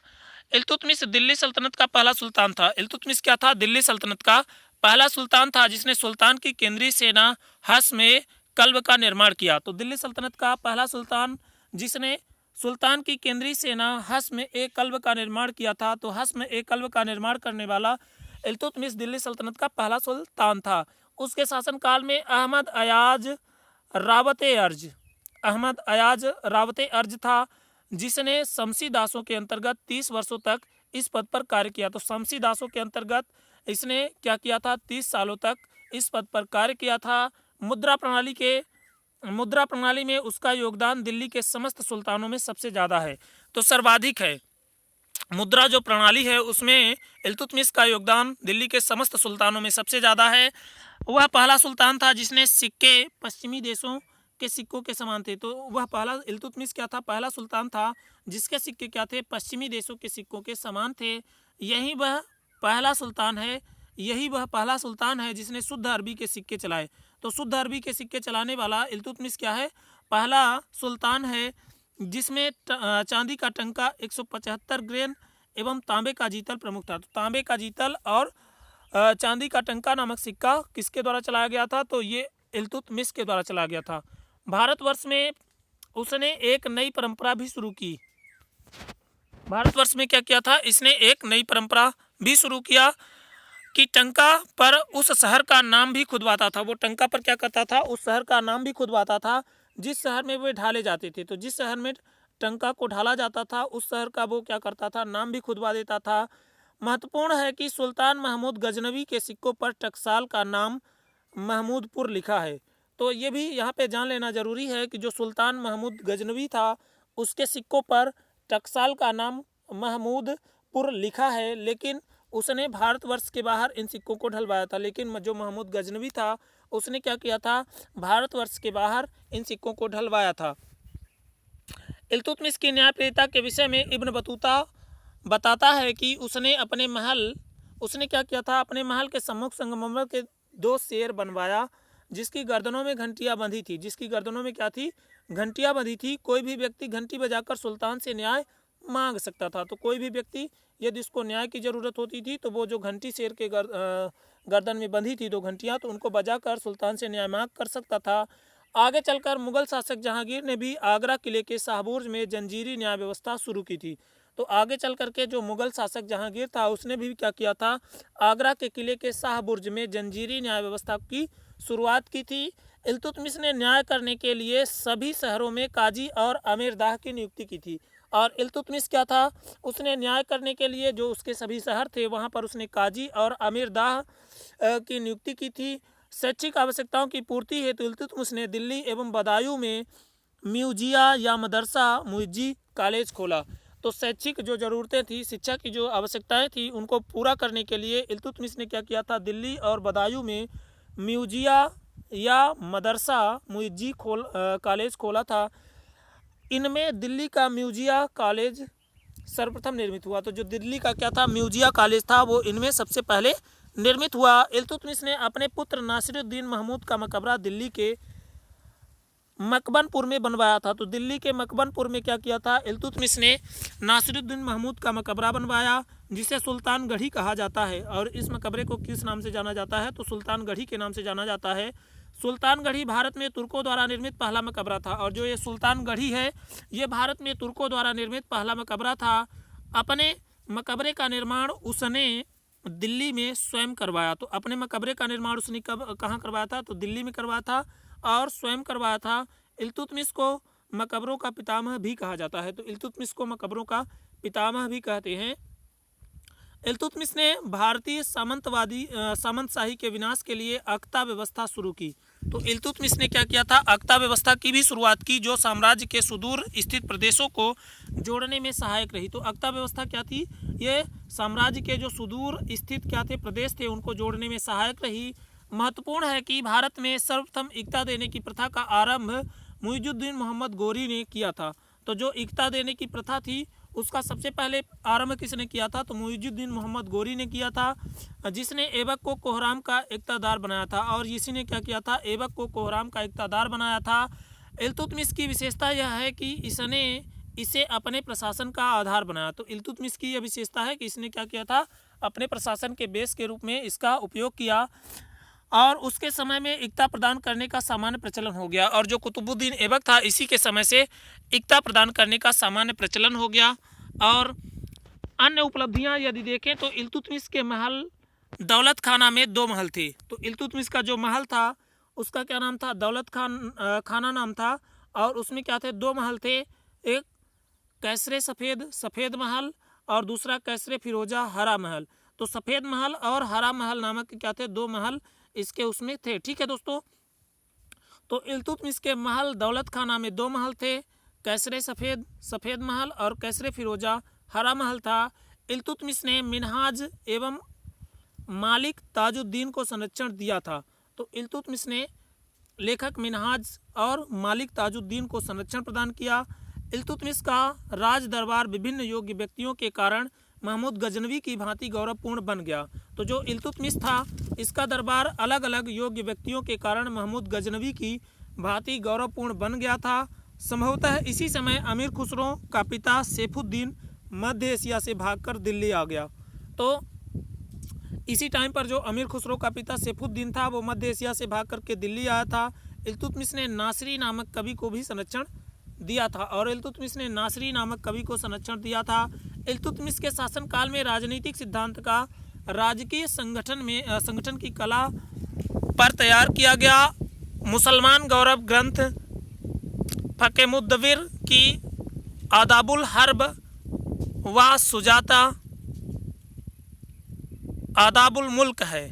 तो जो क्या है, इल्तुतमिश के शासनकाल में राजनीतिक सिद्धांत एवं राजकीय संगठन की कला के तौर पर तैयार किया गया मुसलमान गौरव ग्रंथ फकेमुद्दवीर की आदाबुल हर्ब व सुजात या आदाबुल मुल्क है।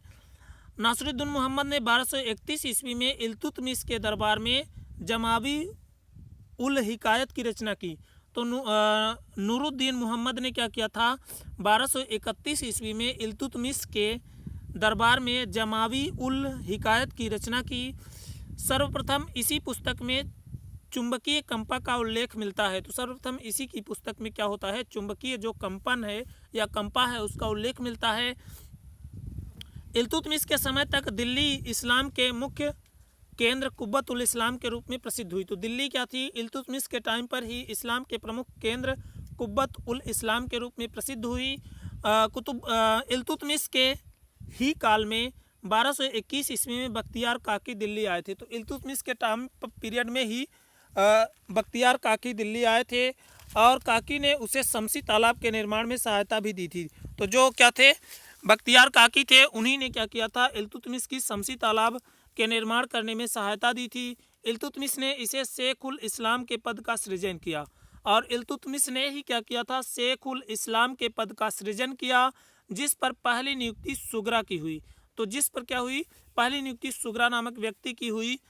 आगे देख लेते हैं दोस्तों, इल्तुतमिश के शासन के दौरान 1235 ईस्वी में एक तिब्बती भिक्षु धर्मस्वामिन ने नालंदा की यात्रा की थी। तो तिब्बती भिक्षु धर्मस्वामिन ने किसके टाइम पीरियड पर नालंदा की यात्रा की थी, तो इल्तुतमिश के शासनकाल के दौरान यात्रा की थी और 1235 ईस्वी टाइम पीरियड था उसकी यात्रा का। तो ऐबक को दिल्ली सल्तनत का वास्तविक संस्थापक नहीं माना जाता, लेकिन इल्तुतमिश को माना जाता है। क्यों? तो ऐबक ने क्या किया था, लाहौर पर शासन किया, दिल्ली में नहीं किया। ऐबक ने क्या किया, लाहौर पर शासन किया, दिल्ली में शासन नहीं किया।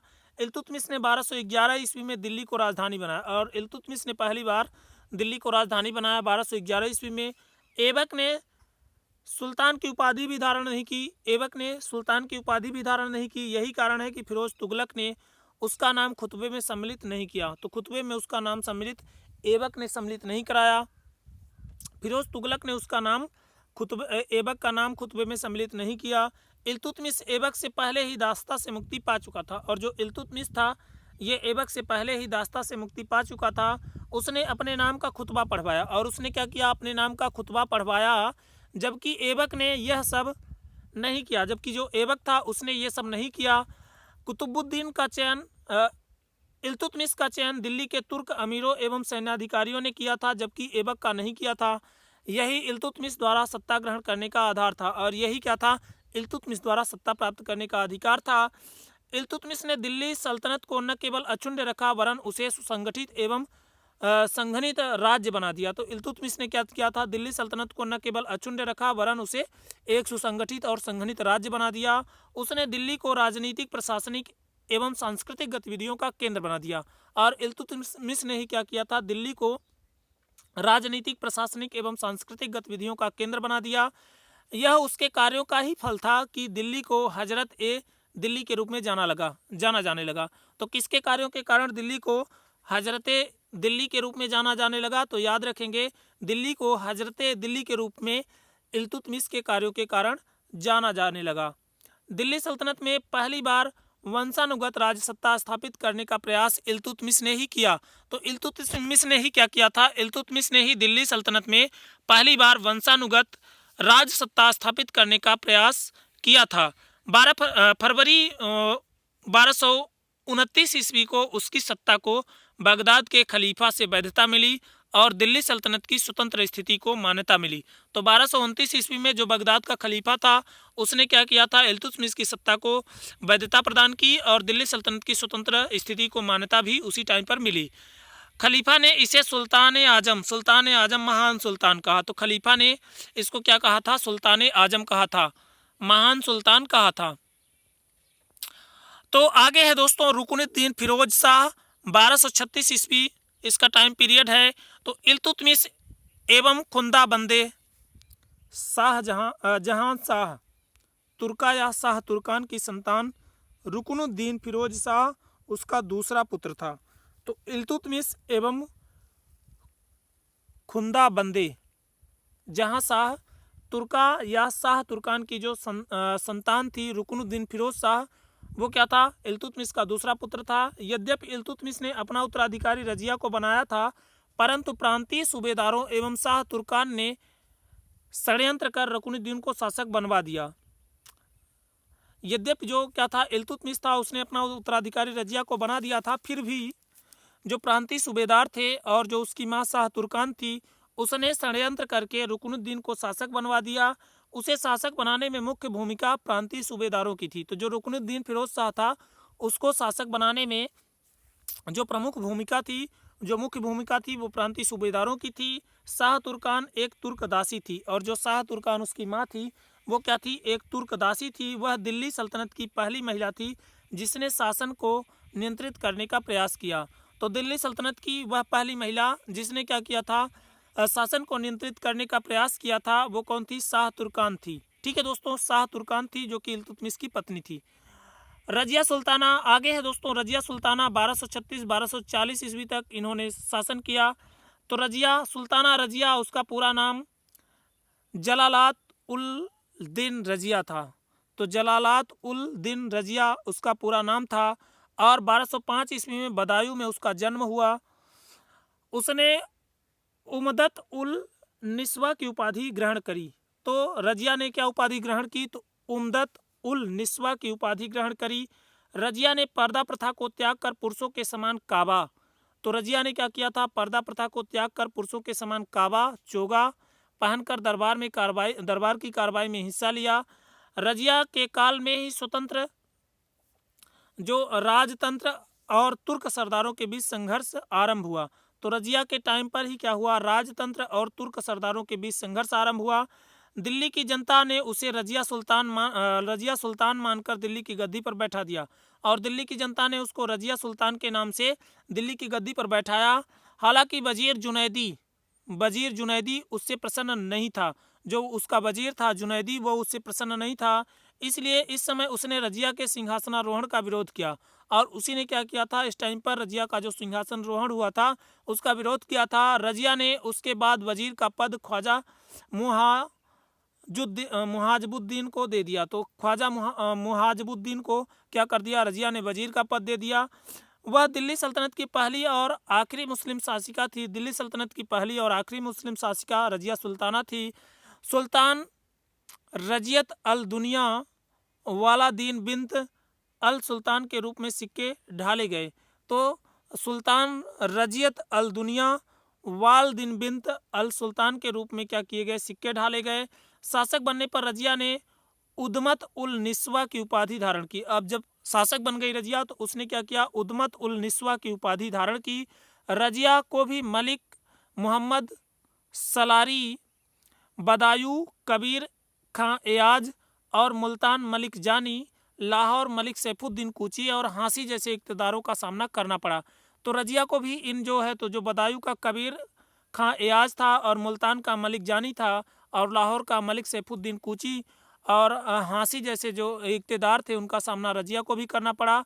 लेकिन रजिया ने क्या किया था, अपनी चालाकी व कूटनीति से इनमें आपसी फूट पड़वा दी। रजिया क्या थी, अपनी चालाकी और कूटनीति से क्या कर दिया, ये जो क्या थे इक़्तिदार थे इनमें आपसी फूट डलवा दी और विद्रोह समाप्त कर दिया तथा विद्रोह को समाप्त कर दिया। रजिया के काल में तुर्क नूर तुर्क के नेतृत्व में किरामित करामाथियों एवं अहमदियों संप्रदाय वाले मस्जिद में विद्रोह किया, जिसे दबा दिया गया। तो करामाथियों और अहमदिया संप्रदाय वालों ने क्या किया था, मस्जिद में विद्रोह किया था, जिसको रजिया ने तुर्क नसरुद्दीन नूर तुर्क के नेतृत्व में क्या किया था, दबा दिया था।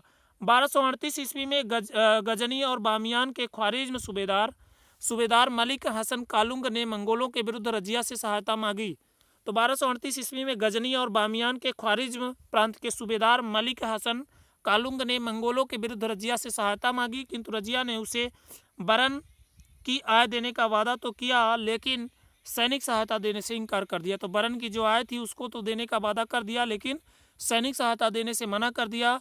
मंगोल आक्रमण से अपने राज्य को बचा लिया, और सैनिक सहायता देने से इनकार करने के कारण मंगोल आक्रमणकारियों ने उसके राज्य पर हमला नहीं किया। रजिया ने प्रथम अभियान रणथंभौर पर किया, परंतु तदुपरांत ग्वालियर पर हमला किया। तो रजिया का जो पहला क्या था अभियान था वो रणथंभौर पर था, और उसके बाद उसने ग्वालियर पर हमला किया। हालांकि दोनों अभियान असफल रहे। तो रजिया के जो पहले दोनों अभियान क्रमशः रणथंभौर और ग्वालियर पर क्या रहे, असफल रहे। तो इस तरह से रजिया का ये क्या हुए पहले अभियान थे।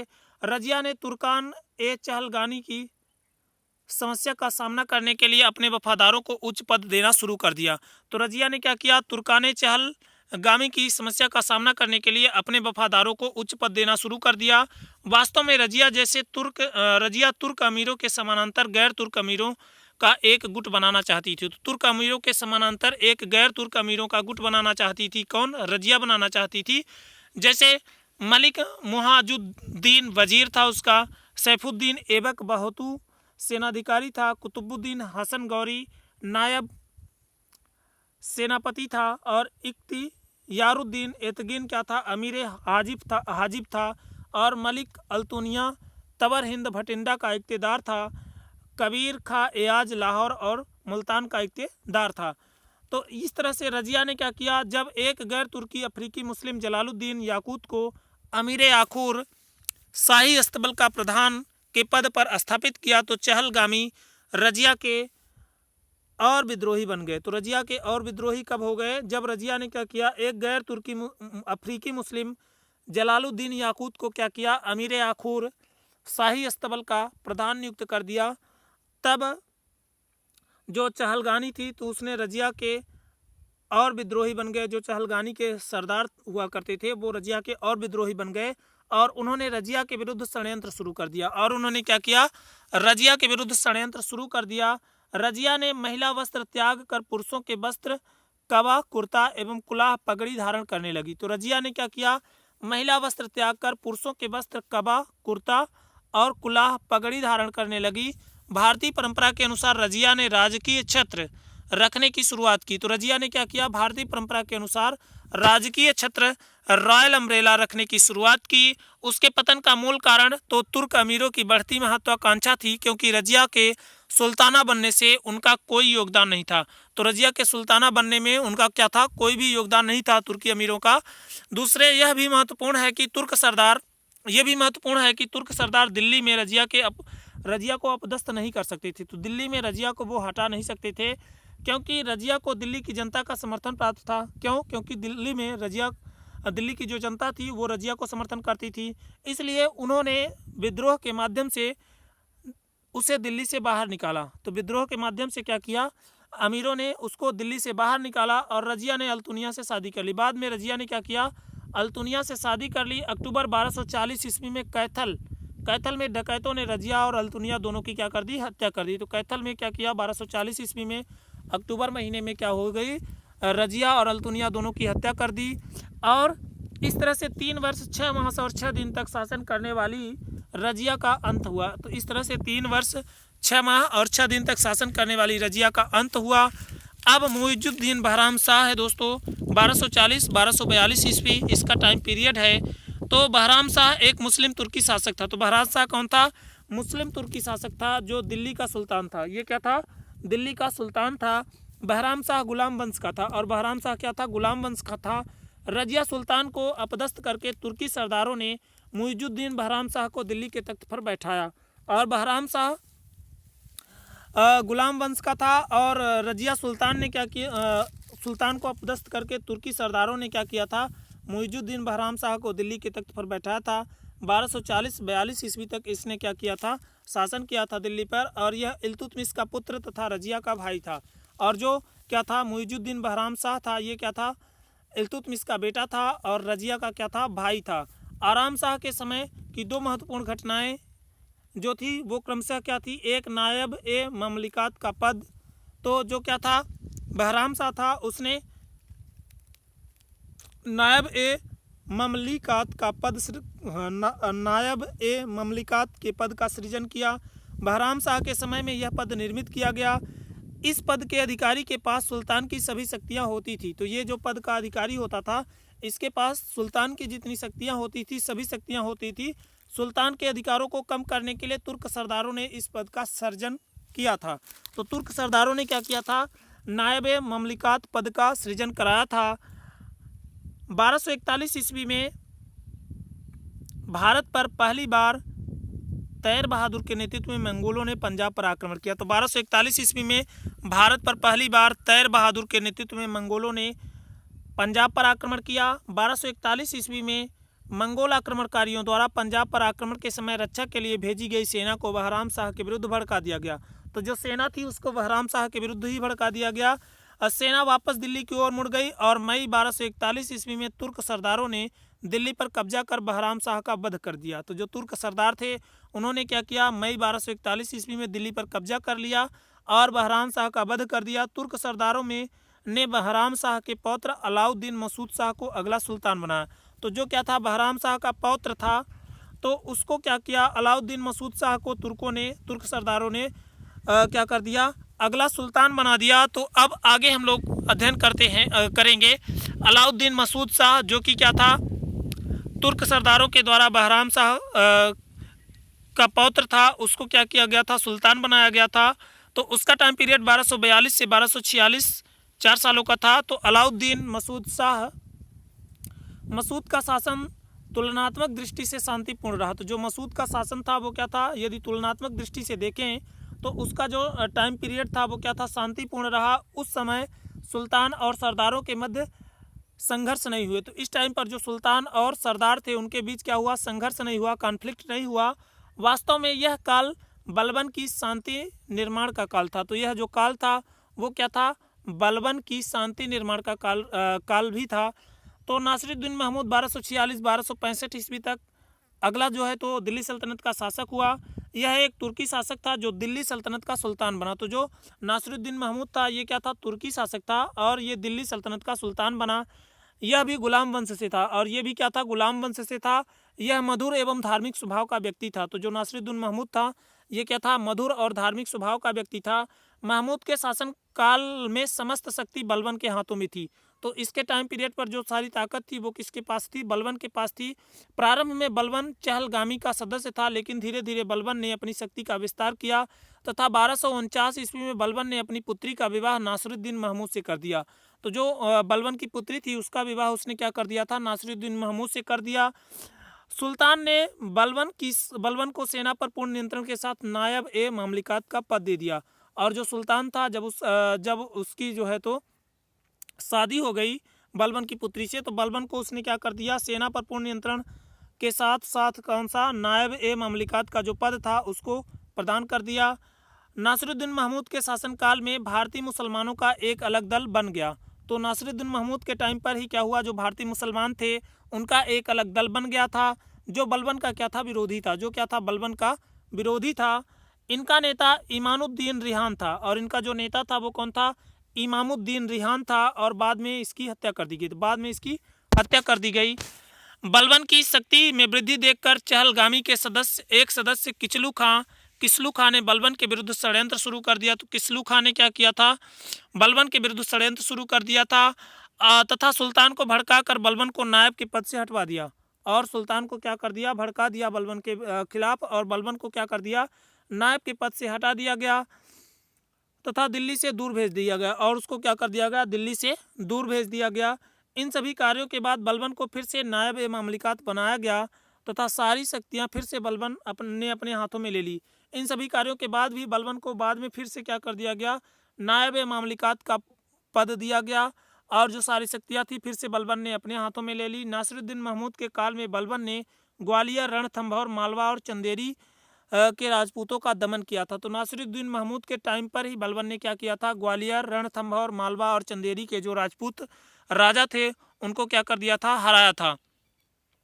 नासिरुद्दीन महमूद के समकालीन लेखक मिनहाजुस सिराज ने सुल्तान की मृत्यु का वर्णन नहीं किया है, क्योंकि मिनहाज के ग्रंथों में 1260 ईस्वी तक का ही वर्णन मिलता है।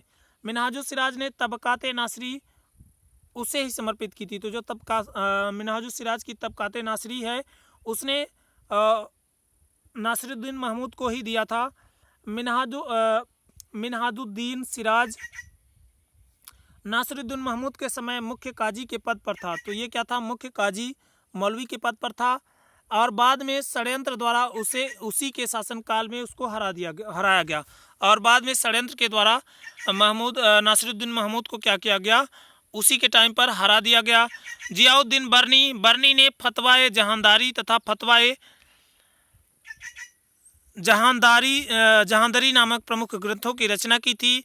बर्नी के ग्रंथों में भी नासिरुद्दीन महमूद के मृत्यु का वर्णन नहीं मिलता, क्योंकि बर्नी ने 1266 ईस्वी के बाद से लिखना बंद कर दिया। 1266 ईस्वी में सुल्तान की मृत्यु हो गई, और 1266 ईस्वी में क्या हुआ, सुल्तान की मृत्यु हो गई। उसके बाद 1266 से 1287 ईस्वी तक गयासुद्दीन बलबन का टाइम पीरियड था। तो बलबन के बचपन में बलबन को मंगोल उठा ले गया। तो बचपन में जब क्या था, बलबन छोटा था, तो उस टाइम पर मंगोल उसको उठा ले गए थे, और गजनी ले जाकर उन्होंने बसरा के ख्वाजा जमालुद्दीन के हाथों उसको बेच दिया था। ख्वाजा जमालुद्दीन उसे दिल्ली ले आए थे। इल्तुतमिश ने बलबन को ग्वालियर विजय के बाद खरीदा, और इल्तुतमिश ने ग्वालियर विजय के बाद बलबन को खरीदा था, और उसकी योग्यता से प्रभावित होकर उसे खासदार का पद सौंपा था, और उसकी योग्यता से प्रभावित होकर के उसको खासदार का पद सौंपा गया था। बलबन ने गद्दी पर बैठते ही सर्वप्रथम सुल्तान के पद की गरिमा कायम की। तो सबसे पहले सुल्तान के पद की गरिमा को कायम किया, और दिल्ली सल्तनत की सुरक्षा के प्रबंध किए। और दिल्ली सल्तनत की सुरक्षा कैसे हो, इन सभी का प्रबंध किया। जो इल्तुतमिश ने चालीसा दल बनाया था उसे बलबन ने नष्ट कर दिया। तो जो चालीसा दल था या तुर्काने चहलगामी जो था उसको नष्ट कर दिया, क्योंकि उन अमीरों की सत्ता में दखल बहुत था, क्योंकि उन अमीरों का सत्ता में क्या था, दखल बहुत ज़्यादा हुआ करता था। इल्तुतमिश निरंकुश शासन चाहता था, और जो बलबन था, यहाँ पे दोस्तों मिस प्रिंट हुआ है, बलबन क्या चाहता था, निरंकुश सत्ता चाहता था। बलबन दिल्ली सल्तनत का पहला ऐसा व्यक्ति था जो सुल्तान न होते हुए भी सुल्तान के छत्र का प्रयोग करता था। तो सुल्तान नहीं था फिर भी सुल्तान के छत्र का प्रयोग करता था, सुल्तान के अम्ब्रेला का प्रयोग करता था, और यह पहला शासक था जिसने सुल्तान के पद और अधिकारों के बारे में विस्तृत रूप से विचार प्रस्तुत किए। तो सुल्तान के पद और अधिकारों के बारे में इसमें विस्तार से क्या कर दिया, अपना विचार दिया। वह कुरान के नियमों को शासन व्यवस्था का आधार मानता था, और कुरान के नियमों को ये क्या मानता था, शासन व्यवस्था का आधार मानता था। उसके अनुसार सुल्तान पृथ्वी पर ईश्वर का प्रतिनिधि होता है, और जो सुल्तान था वो क्या था, पृथ्वी पर ईश्वर का प्रतिनिधि होता है। बलबन ने सुल्तान की प्रतिष्ठा को स्थापित करने के लिए रक्त एवं लौह की नीति अपनाई।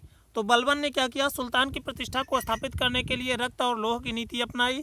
बलबन ने कहा कि सुल्तान का पद ईश्वर के समान होता है। तो बलबन ने क्या कहा कि सुल्तान का जो पद है वो क्या है, ईश्वर के समान होता है, तथा सुल्तान का निरंकुश होना जरूरी है, और जो सुल्तान है उसका निरंकुश होना भी जरूरी है। उसके अनुसार राजा को शक्ति ईश्वर से प्राप्त होती है। तो जो राजा है उसको शक्ति किससे मिलती है, ईश्वर से प्राप्त होती है, इसलिए उसके कार्यों की सार्वजनिक जांच नहीं की जा सकती। तो राजा को शक्ति किससे मिलती है, ईश्वर से मिलती है, इसलिए जो राजा का कार्य है उसके कार्यों की सार्वजनिक रूप से जांच नहीं की जा सकती है। बलबन ने ईरानी परंपराओं के अनुसार कई परंपराएं आरंभ करवाई। बलबन ने क्या किया, ईरानी परंपराओं के अनुसार कई परंपराओं को प्रारंभ किया, जिसमें सिजदा, भूमि पर लेटकर अभिवादन करना, और पैबो, सुल्तान के चरणों को चूमना जैसी व्यवस्था भी लागू की, जिसका उद्देश्य साफ तौर पर सुल्तान की प्रतिष्ठा में वृद्धि करना था। तो इन सभी का उद्देश्य क्या था, सुल्तान की जो प्रतिष्ठा थी उसमें वृद्धि करना था। बलबन ने फारसी रहन सहन की परंपराओं को भी अपनाया। बलबन ने क्या किया, जो फारसी रहन सहन की परंपरा थी उसको भी अपनाया, और उसने अपने पौत्रों के नाम भी फारसी सम्राटों की तरह कैकुबाद, कैखुसरो आदि रखे। तो उसने अपने पौत्रों के नाम क्या किए, फारसी सम्राटों के नाम की तरह कैकुबाद और कैखुसरो आदि रखा। बलबन के दरबार में प्रत्येक वर्ष ईरानी त्यौहार नवरोज काफ़ी धूमधाम से मनाया जाता था। इसकी शुरुआत बलबन के समय से ही हुई। बलबन ने नवरोज उत्सव शुरू करवाया जो फारसी ईरानी रीति रिवाज पर आधारित था। तो बलबन ने क्या किया था, नवरोज उत्सव शुरू करवाया जो फारसी ईरानी रीति रिवाज पर आधारित था। बलबन के दरबार में फारसी के प्रसिद्ध कवि अमीर खुसरो एवं अमीर हसन रहते थे। तो अमीर हसन और अमीर खुसरो किसके दरबार में रहते थे, तो बलबन के दरबार में रहते थे। अमीर खुसरो ने अपना साहित्यिक जीवन शाहजादा मोहम्मद के संरक्षण में शुरू किया था। तो जो उसका साहित्यिक जीवन था वो शाहजादा मोहम्मद के टाइम पर शुरू किया था। बलबन की जो समस्याएं थी वो क्या थी, तो बलबन के समस्याएं जो थी तो उनमें जब बलबन शासक बना तो उसे कई समस्याओं का सामना करना पड़ा। पहला तो तुर्काने चहलगामी की महत्वाकांक्षा, जो तुर्काने चहलगामी तुर्कों के 40 लोगों का जो ग्रुप था उसकी महत्वाकांक्षा का उसको सामना करना पड़ा। सुल्तान के पद की प्रतिष्ठा स्थापित करना, मेवातियों व राजपूतों का विद्रोह करना, मंगोलों का आक्रमण। तो उपरोक्त दोनों 1 और 2 समस्याओं का समाधान चहलगामी की शक्ति को तोड़ना था। उसके लिए उसने अनेक कदम उठाए और बलबन ने एक राजत्व का सिद्धांत भी दिया। तो उसको देख लेते हैं। बलबन ने राजतंत्र की शक्ति एवं प्रतिष्ठा में वृद्धि करने हेतु चालीसा का दमन किया। तो जो चालीसा था उसका दमन किया तथा राजत्व सिद्धांत का प्रतिपादन किया। चूंकि संभवतः वह दास्ता से मुक्त नहीं था, जो बलबन था वो दास्ता से मुक्त नहीं था, इसलिए भी राजत्व का प्रतिपादन करना जरूरी था। इसलिए जो राजा का पद था उसके लिए प्रतिपादन करना जरूरी था। बलबन का राजत्व ईरानी फारसी विचारों पर आधारित था और जो बलबन का राजत्व था वो क्या था, ईरानी फारसी विचारों पर आधारित था। वह सल्तनत का पहला शासक था और वो क्या था, सल्तनत का पहला शासक था जिसने सुल्तान के पद एवं अधिकारों के बारे में विस्तृत रूप से विचार व्यक्त किए। उसने क्या किया, सुल्तान के पद एवं अधिकारों के बारे में विस्तृत रूप से विचार व्यक्त किया। दंत कथाओं में मसहर ईरानी बादशाह अफरासियाब को अपना वंशज बताया। तो दंत कथाओं में मशहूर ईरानी बादशाह अफरासियाब को उसने अपना वंशज बताया। बलबन ने संजर इस्लाम का नायक को अपना पथ प्रदर्शक घोषित किया। तो संजर को क्या किया, अपना पथ प्रदर्शक घोषित किया। उसने अपने दरबार का गठन फारसी पद्धति पर किया। उसने और क्या किया, अपने दरबार का गठन किया फारसी पद्धति पर। गैर इस्लामिक प्रथाओं जो कि ईरानी मूल की थी, जैसे सिजदा और पैबोस, सुल्तान के पांव चूमना की शुरुआत करने वाला पहला शासक था। सर्वप्रथम उसी ने ईरानी नवरोज सूर्य पूजा शुरू किया जो 19 दिनों तक चलता था। 19 दिनों तक चलने वाला सूर्य पूजा नवरोज उत्सव का प्रारंभ किया उसने। बलबन ने शराब त्याग दिया। सामाजिक सभाओं में नृत्य, संगीत एवं मद्यपान पर पूर्ण प्रतिबंध लगा दिया। दरबारियों को विशेष वस्त्र ही धारण करके दरबार में आने की इजाज़त दी। दरबार में हंसी मजाक बंद करवा दिया और जो दरबार था उसमें हंसी मजाक को बंद करवा दिया। रक्त की शुद्धता एवं कुल की उच्चता पर बल दिया और रक्त की शुद्धता और कुल की उच्चता पर उसने बल दिया।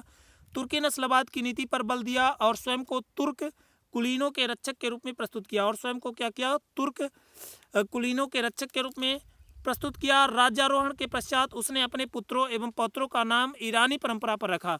तो उसने क्या किया, अपने पुत्र एवं पौत्रों का नाम ईरानी परंपरा पर रखा, जैसे कैकुबाद, कैखुसरो, क्यूमर्स आदि। बलबन के राजत्व मॉडल में भी न्याय जुड़ा था। हालांकि इसके लिए उसका दोहरा प्रयोजन था। एक तो आम जनता के बीच अपनी न्यायप्रियता के माध्यम से वह मान्य होना चाहता था, दूसरे इसके माध्यम से उसने चहलगानी अमीरों को भी नियंत्रित करने का प्रयास किया। वह न्याय को सर्वोच्च दायित्व समझता था। तो वह क्या, बलबन क्या था, न्याय को सर्वोच्च दायित्व समझता था। उसने अपने पुत्रों तथा अधिकारियों को चेतावनी दी। उसने क्या किया, अपने पुत्रों और अधिकारियों को क्या दिया, चेतावनी दी कि यदि वे निष्पक्ष न्याय नहीं करेंगे तो उन्हें दंड दिया जाएगा। यदि वो क्या करेंगे, निष्पक्ष न्याय नहीं करेंगे तो उनको क्या दिया जाएगा, दंड दिया जाएगा।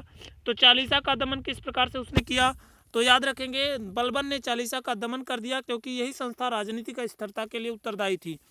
तो जो राजनीतिक दिल्ली सल्तनत में जो राजनीतिक अस्थिरता थी उसके लिए जो उत्तरदायी संस्था थी वो क्या थी, दल चालीसा थी। चालीसा द्वारा इल्तुतमिश के बाद के 30 वर्षों में उसके वंश में 5 शासक बनाए गए और मारे गए। तो चालीसा के द्वारा इल्तुतमिश के बाद है ना, दिल्ली सल्तनत में 30 वर्षों में ही क्या किया गया, उस वंश के 5 शासक बनाए गए और मारे गए। यह साजिश केंद्र केंद्र था, और यह क्या था, साजिश का केंद्र था। जो चालीसा था ये क्या था, साजिश का केंद्र था, और इसी के कारण सुल्तान का पद गौरवहीन था, और इसी के कारण जो सुल्तान का पद था वो क्या था, गौरवहीन हो गया था।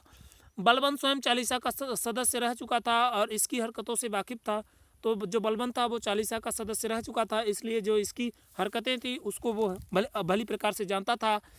दमन इसलिए भी जरूरी था, कहीं इसमें से कोई उसकी सत्ता को चुनौती न दे दे। जो दल चालीसा था उन्हीं में से कोई उसकी सत्ता को चुनौती न दे दे, इसलिए भी उसका जो दमन था दल चालीसा का जरूरी था। इसका दमन करने हैं तो सर्वप्रथम उसने निम्न कोटि के तुर्कों को महत्वपूर्ण पद दिया। तो सबसे पहले उसने क्या किया, जो निम्न श्रेणी के तुर्क थे, मुसलमान थे, उनको क्या किया, उसने महत्वपूर्ण पद दिया और उनको चालीसा के समकक्ष बना दिया, और उनको क्या किया, चालीसा के बराबर बना दिया। हालांकि इस समय तक चालीसा के अधिकांश अमीर मृत हो चुके थे। तो इस समय जो चालीसा के अधिकांश अमीर थे वो क्या हो गए थे, मर गए थे, और जो जीवित थे उनको बलबन ने मरवा दिया। जो बचे हुए थे उसको बलबन ने खत्म करा दिया। तो बलबन के प्रशासनिक सुधारों को देख लेते हैं। तो बलबन ने क्या किया, दीवाने अर्ज, बलबन ने सबसे पहली बार सैन्य विभाग का गठन किया। दीवाने अर्ज, बलबन ने पहली बार दीवाने अर्ज नामक सैन्य विभाग का गठन किया, जिसको दीवाने अर्ज कहा गया। दीवाने अर्ज का पहला प्रमुख अमीर खुसरो को नाना इमादुल मुल्क रावत था। तो जो दीवाने अर्ज का पहला प्रमुख था वो अमीर खुसरो का नाना इमादुल मुल्क रावत था, जो कि पहले रावते अर्ज था, जो कि क्या था, पहले रावते अर्ज हुआ करता था। बलबन सेना को गतिशील बनाए रखने के लिए बार बार सैनिक अभ्यास पर बल देता था। तो सेना को क्या करता था, गतिशीलता प्रदान करने के लिए बार बार क्या करता था, सैनिकों को अभ्यास कराने के लिए कहता था। सिख बलबन ने ही सर्वप्रथम 1279 ईस्वी में जिलों के रूप में सिख का विकास किया। तो सिख का विकास किया बलबन ने, इसका प्रमुख सिकदार कहलाता था। तो जिले के रूप में सिख का क्या किया गया, विकास बलबन के द्वारा कराया गया, 1279 में कराया गया, और इसका जो प्रमुख था उसको सिकदार कहा गया। बरीद की नियुक्ति करी बलबन ने। तो बलबन की सफलता का एक मुख्य आधार उसका गुप्तचर विभाग था। तो जो बलबन की सफलता थी उसका जो मुख्य आधार था वो क्या था, गुप्तचर विभाग था। बलबन ने पर सूबा में तथा जनसाधारण के बीच बरीद मुख्य संवाददाता की नियुक्ति की। साहिब दीवान बलबन ने इक्ताओं में ख्वाजा और साहिब दीवान प्रांतीय दीवान की नियुक्ति की। जागीरदारी व्यवस्था, सैनिकों को सैन्य सेवा के बदले जो जागीरें दी जाती थी वे उसकी मृत्यु के बाद भी उसके वंशजों के पास बनी रहती थी। तो जो जागीरदारी व्यवस्था थी वो क्या थी, सैन्य सेवा के बदले दी जाती थी और वो उनकी मृत्यु के बाद भी उनके वंशजों के पास बनी रहती थी। बलबन को इसके कारण राजस्व का नुकसान हो रहा था, अतः उसने 20 या 30 टंका पेंशन के बदले इक्ताओं जागीरों के पुनर्ग्रहण का आदेश दे दिया। तो जागीरों को फिर से ग्रहण कर लिया, इक्ताओं को फिर से पुनर्ग्रहण का आदेश दे दिया, और इसके लिए नीति के विरोध में प्रभावित होने वाले वृद्ध एवं विधवाएं दिल्ली की सड़कों पर उतर गए। और बलबन ने क्या किया, अपने मित्र फखरुद्दीन दिल्ली का कोतवाल के सलाह पर इस योजना को वापस ले लिया। महत्वपूर्ण है कि बलबन के संपूर्ण काल में उसकी केवल यही एक नीति असफल रही। खलीफा बलबन राजनीतिक शक्ति का प्रयोग करने के लिए खलीफा की अनुमति लेने की चर्चा करता है, लेकिन खलीफा की जब मृत्यु हो गई थी, अतः बलबन ने दिवंगत खलीफा मुस्तसीम की स्मृति में सिक्के जारी किए और खुतबे में उसका नाम पढ़ा जाता था। प्रशासनिक मूल्य तथा मान्यताएं, बलबन का मानना था कि राज्य की अर्थव्यवस्था नियोजित होनी चाहिए। उसके अनुसार राज्य की अपनी आय का आधा व्यय करना चाहिए, आधी आय आपातकाल में सुरक्षा के लिए रखी जानी चाहिए। उसकी मृत्यु 1287 ईस्वी में हो गई। बलबन की मृत्यु 1287 ईस्वी में हुई। अब कैकोबाद 1287-1290 ईस्वी उसके बाद शासक हुआ। 17-18 वर्ष की अवस्था में दिल्ली की गद्दी पर बैठाया गया इनको। कैकोबाद के पूर्व बलबन ने अपनी मृत्यु से पूर्व कै खुसरो को अपना उत्तराधिकारी नियुक्त किया था, लेकिन दिल्ली के कोतवाल फकीरुद्दीन मोहम्मद ने बलबन की मृत्यु के बाद कूटनीति के द्वारा कै खुसरो को मुल्तान की सूबेदारी देकर कैकोबाद को दिल्ली के राजगद्दी पर बैठा दिया। मंगोलों ने तामर खां के नेतृत्व में सामना पर आक्रमण किया तथा कैकोबाद की सेना द्वारा उसे वापस खदेड़ दिया। अफ्रीकी यात्री इब्न बतूता ने कैकोबाद के समय में यात्रा की थी। उसने सुल्तान के शासन काल को एक बड़ा समारोह की संज्ञा दी। प्रशासन के कार्यों में उसे अक्षम देखकर तुर्क सरदारों ने उसके 3 वर्षीय पुत्र शमसुद्दीन क्यूमर्स को सुल्तान घोषित कर दिया। कालांतर में अलाउद्दीन फिरोज खिलजी ने उचित अवसर देखकर शमसुद्दीन का वध कर दिया। तो उचित अवसर देख करके इसने क्या किया, शमसुद्दीन का वध कर दिया। शमसुद्दीन की हत्या के बाद जलालुद्दीन फिरोज खिलजी ने दिल्ली के तख्त पर स्वयं अधिकार कर लिया। इस प्रकार से बाद में दिल्ली की राजगद्दी पर खिलजी वंश की स्थापना हुई।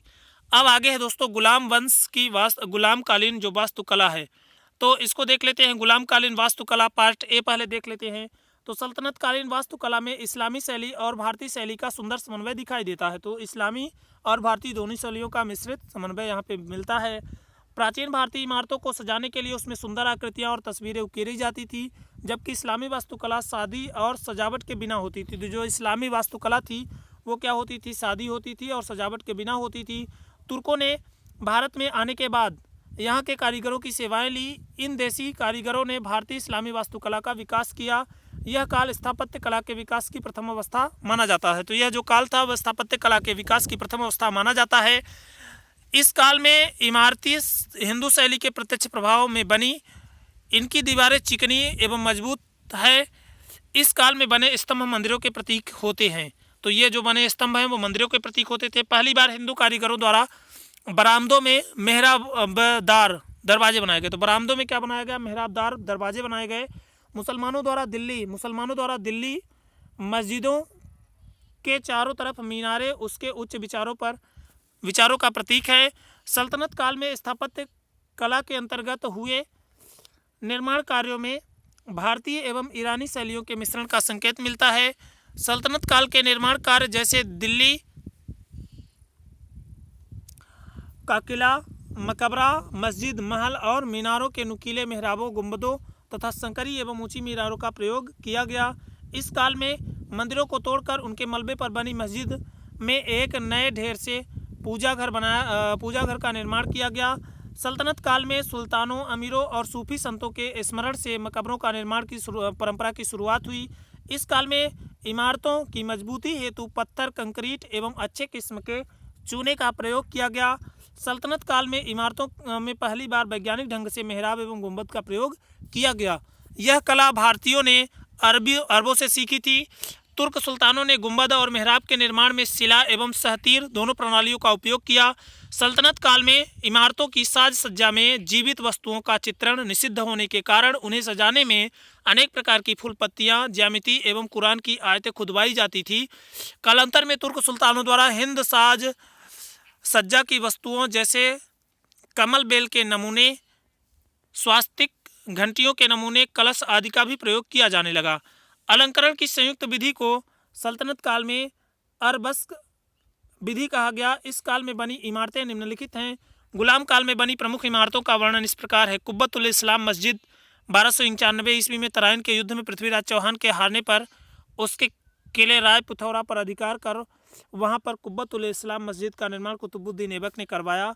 वस्तुतः कुतुबुद्दीन ऐबक ने दिल्ली विजय के उपलक्ष्य में इस्लाम धर्म को प्रतिष्ठित करने के उद्देश्य से 1192 ईस्वी में कुब्बतुल इस्लाम मस्जिद का निर्माण कराया। कुतुब मीनार, यह मीनार दिल्ली से 12 मील दूर स्थित मेहरौली गांव में स्थित है। प्रारंभ में इस मस्जिद का प्रयोग अजान के लिए होता था, पर कालांतर में इसे कीर्ति स्तंभ के रूप में जाना जाने लगा। 1206 ईस्वी में कुतुबुद्दीन ऐबक ने इसका निर्माण कार्य प्रारंभ करवाया। ऐबक इस इमारत की 4 मंजिलों का निर्माण कराना चाहता था, परंतु एक मंजिल के निर्माण के बाद ही उसकी मृत्यु हो गई। बाद में इसकी शेष मंजिलों का निर्माण इल्तुतमिश ने 1231 ईस्वी में करवाया। कुतुब मीनार का निर्माण ख्वाजा कुतुबुद्दीन बख्तियार काकी की स्मृति में कराया गया था। 2.5 दिन का झोपड़ा, कुतुबुद्दीन ऐबक ने 2.5 दिन का झोपड़ा, जो वास्तव में एक मस्जिद है, का निर्माण अजमेर में करवाया। इसके नाम के विषय में जॉन मार्शल का कहना है कि चूंकि इस मस्जिद का निर्माण मात्र 2.5 दिन में किया गया था, इसलिए इस मस्जिद का नाम 2.5 दिन का झोपड़ा कहा जाता है। पर्सी ब्राउन का कहना है कि यहाँ एक झोपड़ी के पास 2.5 दिन का मेला लगता था, इस कारण इस स्थान को 2.5 दिन का झोपड़ा कहा गया। विग्रहराज विसल देव ने इस स्थान पर एक सरस्वती मंदिर बनवाया था। विसल देव द्वारा रचित हरिकेली नामक नाटक तथा सोमदेव कृत ललित विग्रहराज की कुछ पंक्तियां आज भी इसकी दीवारों पर मौजूद हैं। कुतुबुद्दीन ऐबक ने इसे तुड़वाकर मस्जिद बनवाई और कुतुबुद्दीन ऐबक ने इसको तुड़वा करके मस्जिद का निर्माण करवाया था। यह मस्जिद कुब्बत मस्जिद की तुलना में अधिक बड़े आकार की एवं आकर्षक है। इस मस्जिद के आकार को कालांतर में इल्तुतमिश द्वारा विस्तार दिया गया। इस मस्जिद में 3 स्तंभों का प्रयोग किया गया, जिसके ऊपर 20 फुट ऊंची छत का निर्माण किया गया है। इसमें 5 मेहराबदार दरवाजे भी बनाए गए हैं। मुख्य दरवाजा सर्वाधिक ऊंचा है।